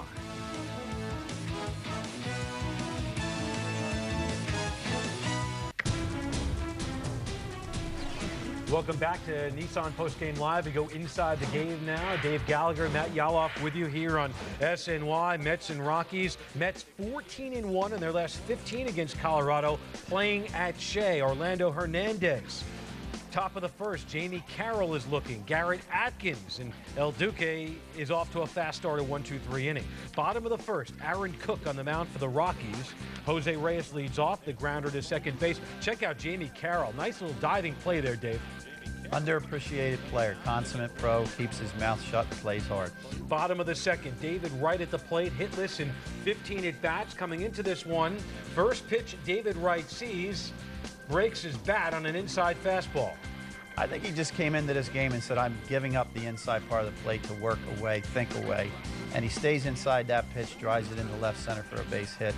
I think he's on his way back, guys. I think he just decided to give up the inside part of the plate tonight. All right, he's trying to work his way out of that slump. Moise Salou now, no slump for this guy. That's a .403 batting average with that base hit. So it's first and second, 1 out for Shawn Green. Shawn Green, the ground ball. That's a 4-6-3. The Mets have done it to teams all year. They get it done to them. It's a double play. Cook is out of trouble. Top of the third, Aaron Cook throws the bat at the ball. Why do we always say that with pitchers? Throw it. Maybe he, maybe the guy knows how to hit. It's a single. Steve Finley now to right field. 2 on, 2 out for Jamie Carroll. This guy doesn't have a high average. He may be a pro, Dave, but you don't want to walk him, and El Duque does. So the bases are loaded. 2 outs for the dangerous Garrett Atkins. Atkins, good pitch to hit, and he does not. Down the right field line, and Carlos Delgado puts it away, so El Duque's out of trouble. Move to the third. Jose Valentine leads off. Valentine to dead center field. Steve Finley, we saw this last night, made a great catch, and this time does not come up with it. Valentine all the way to third with a leadoff triple, his first of the year. Great opportunity for the Mets. Hernandez goes down swinging. Then Reyes, first pitch. The curve, and then one in the dirt, and then climbs the ladder 0-2. Cook starts him with 2 curveballs. It looked to me like Reyes was a little over anxious in that at bat. So he strikes out. Duque follows and grounds out, so they leave Valentine stranded after the leadoff triple. 4th inning, Carlos Beltran. Happy birthday to Carlos Beltran, 30 years old. He walks to lead off the inning. Next up is Carlos Delgado, and Beltran's on the move. His 4th of the year to stolen base. After a Delgado flyout, Wright steps up, the grounder to short. But wait a minute, what's the deal here? Troy Tulowitzki catches Beltran off. He's a very good base runner, veteran base runner here. Doesn't make that kind of mistake. Ball hit at you or behind you. That's when you're going to advance. Anything in front, you got to make it go through. All right, it's a vapor lock there, and then this is an interesting play. Green hustling out of the box. Aaron Cook tries to make the play in the tag, but he cannot. Cook saw an opportunity to come over here and grab that and tag it, but I think he just had too much momentum taking him into foul territory there. All right, next up is Jose Valentine, the ground ball to second base, and wouldn't you know it, it's 4-6-3 again, threat over. Nobody's scoring runs here. Top 6, 2 out. Todd Helton at the plate. Ephus! We have an Ephus alert. Gets Helton with a comebacker. Hernandez just brilliant. 7 innings, no runs allowed. Top of the 7th now, 2 outs. Yorvit Torrealba on base after a single. And wait a minute, he takes off. Duque gets him to end the inning. What's going on here? I've seen the replay on this a couple of times. I'm not sure whether that was a delayed steal or a bad jump, but Duque reacted fantastic. Well, it was really either a really bad jump or a delayed steal. Green, the bouncer up the middle, and he's not stopping. Takes advantage of Steve Finley. What's Steve Finley thinking? Steve got caught flat-footed right here. It's an excellent time to take that chance with 2 outs and get in scoring position. And nothing game, especially there. After intentionally walking Valentine, it's 1st and 2nd. So they're pinch hitting for El Duque, and it's Julio Franco steps up and grounds out to second base. So the game goes into the 8th, 0-0. Top of the 8th, Aaron Heilman in. 2 outs, Steve Finley up. Deep shot to right, and this is interesting. You got 2 outfielders converging. Or actually, no, that's Sean Green putting it away at the wall. I got ahead of myself. Still no score. Top of the 9th, Billy Wagner comes in. Jamie Carroll leading off, and Wagner walks Carroll. Worked out a couple of walks. Todd Helton steps up the middle, and how about it? How about Valentine? Double play. He's been great all year defensively. Bottom of the 9th, 1 on, 1 out rather for David Wright. David Wright with a shot to short. Tulowitzki with a great play, and Wright just beats it out. So Alou comes up with a chance to do some damage to third base. They're playing on the line, and they turn another double play. We're going to extra innings, the first extra inning game for the Mets all year.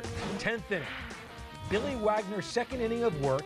2 outs, Yorvit Torrealba with a shot to left. Alou gets to it. Torrealba, he's going for it. The throw to second base, not in time. So the Rockies have something going with 2 outs. After a wild pitch, moves the runner to third. It was a pinch runner. Tulowitzki to the gap, and this is where the 2 outfielders converge, and no one comes up with the ball. That's the first run of the game. The Rockies are up 1-0. Bottom of the 10th, last chance for the Mets. Brian Fuentes in. Damion Easley as the pinch hitter with 2 strikes and 2 outs, and getting big. Damion Easley with a solo home run ties the game at 1-1. The Mets have life. Damion Easley, the New York native, digs into it.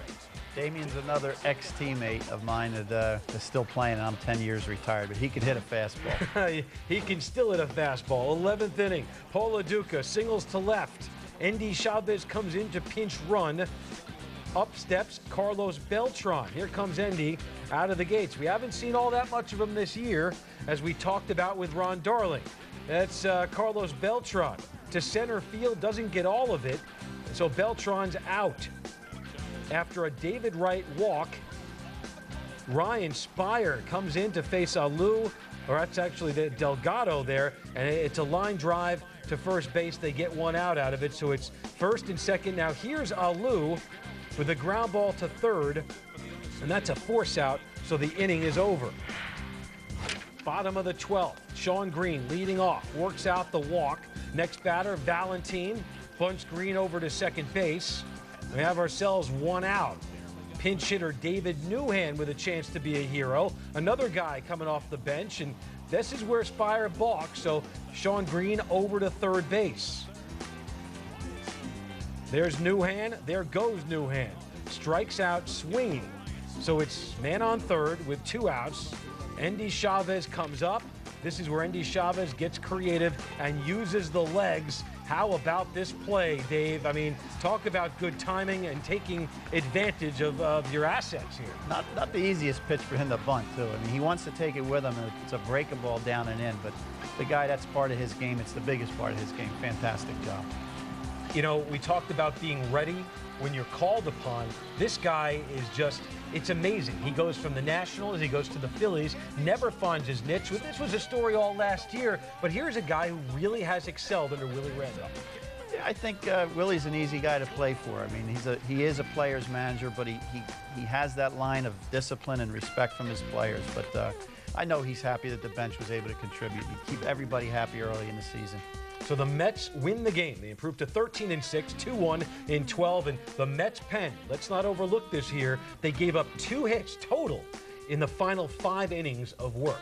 So the Mets take it. Nissan Postgame Live returns after a break on a long night here for the Mets, a long night here in SNY. We have more for you. We continue to bring it to you. Willie Randolph's comments coming up when we come back. And don't forget, Geico Sports Night. Follow us here on Sports Night New York. More to do on Nissan Postgame Live. The Mets take it in 12, 2-1, a dramatic game. But first, it's Steve Overmeyer with a preview of what's happening on Geico Sports Night. Busy night, Steve-O. Yeah, man, I don't know how we're going to top that, but we're going to certainly give it a shot. We'll have much more on both the Mets and the Yankees, plus some playoff basketball. The Nets, the Raptors playing Game 2 of that best-of-series north of the border. New Jersey looking to take a 2-0 lead. We'll have all the highlights and post-game reaction. And the NFL draft just 4 days away. One of the nation's top defensive players is definitely on the Giants' radar. We will hear from Big Blue, that and much more when Brian Custer joins me for Geico Sports Night following Nissan Postgame Live. Now back to Matt and Dave.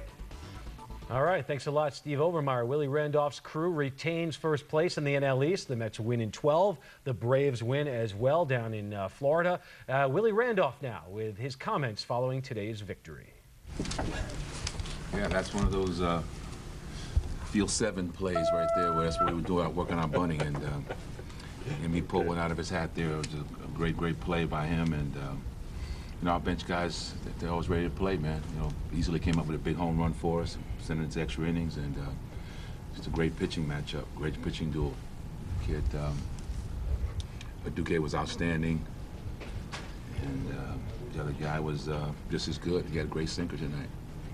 You know, is this your favorite game of the year so far? Not really, no, because we let 11 men on base, something like that. We had opportunities to, you know, get on them early. It was a strange kind of game, but you know, no, it wasn't my favorite game. It was actually, I was getting pretty pissed as I was watching it until we, you know, came through, because you know, we had opportunities. But again, you know, they pitched well. Our bullpen came in and held us in there, and we were able to find a way to get it done. What was the feeling like when he easily hit the home run? You're down your last strike. He's not a classic power hitter. No, he got a little pop in his bat. I mean, he's not, you know, not many guys come off the bench that don't hit home runs, but he has a good approach, and he's showing occasional pop. So, you know, we don't quit. You know, we've shown we come back. So the bench is always upbeat and lively, and once he came through, then we were ready to get back into it again. Will you go with your gut a lot when it comes to, you know, putting guys in certain positions? What was it that Easley sent him up there for you?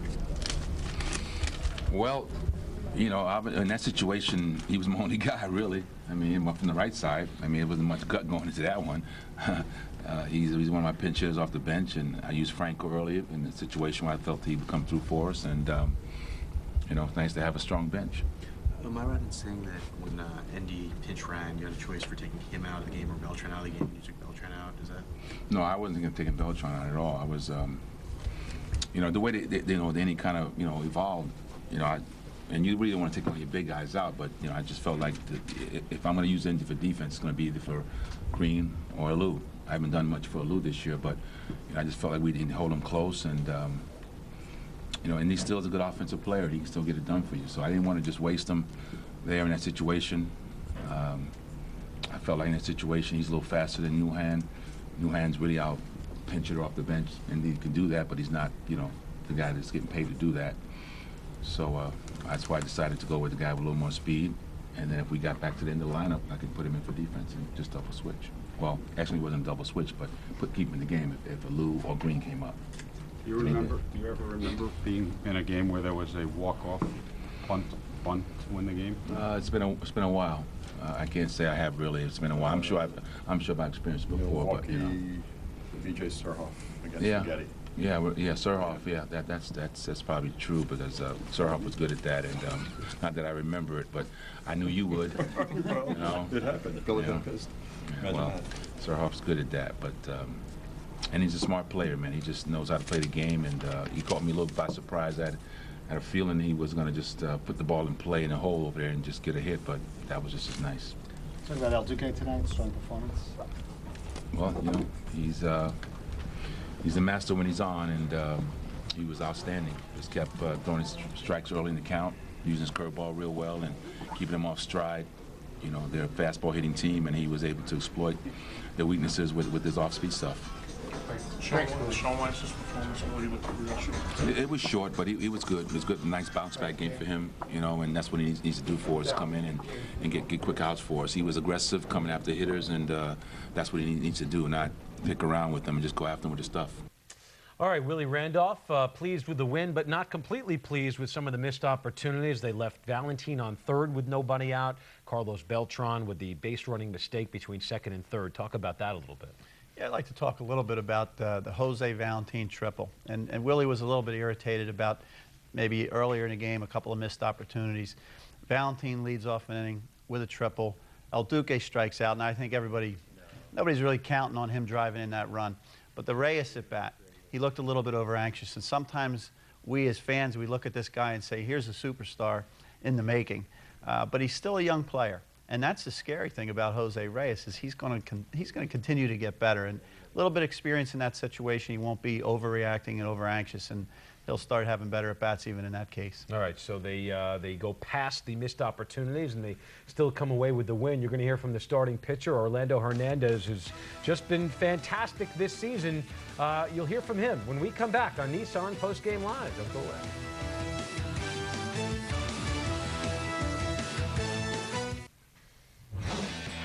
We're back here on Nissan Postgame Live. Orlando Hernandez, no win tonight, but 7 strong innings. His ERA now down to 2.53. El Duque speaks after the game. Think Endy was going to bunt there, Duque? Were you a little surprised at the end there, what Endy did?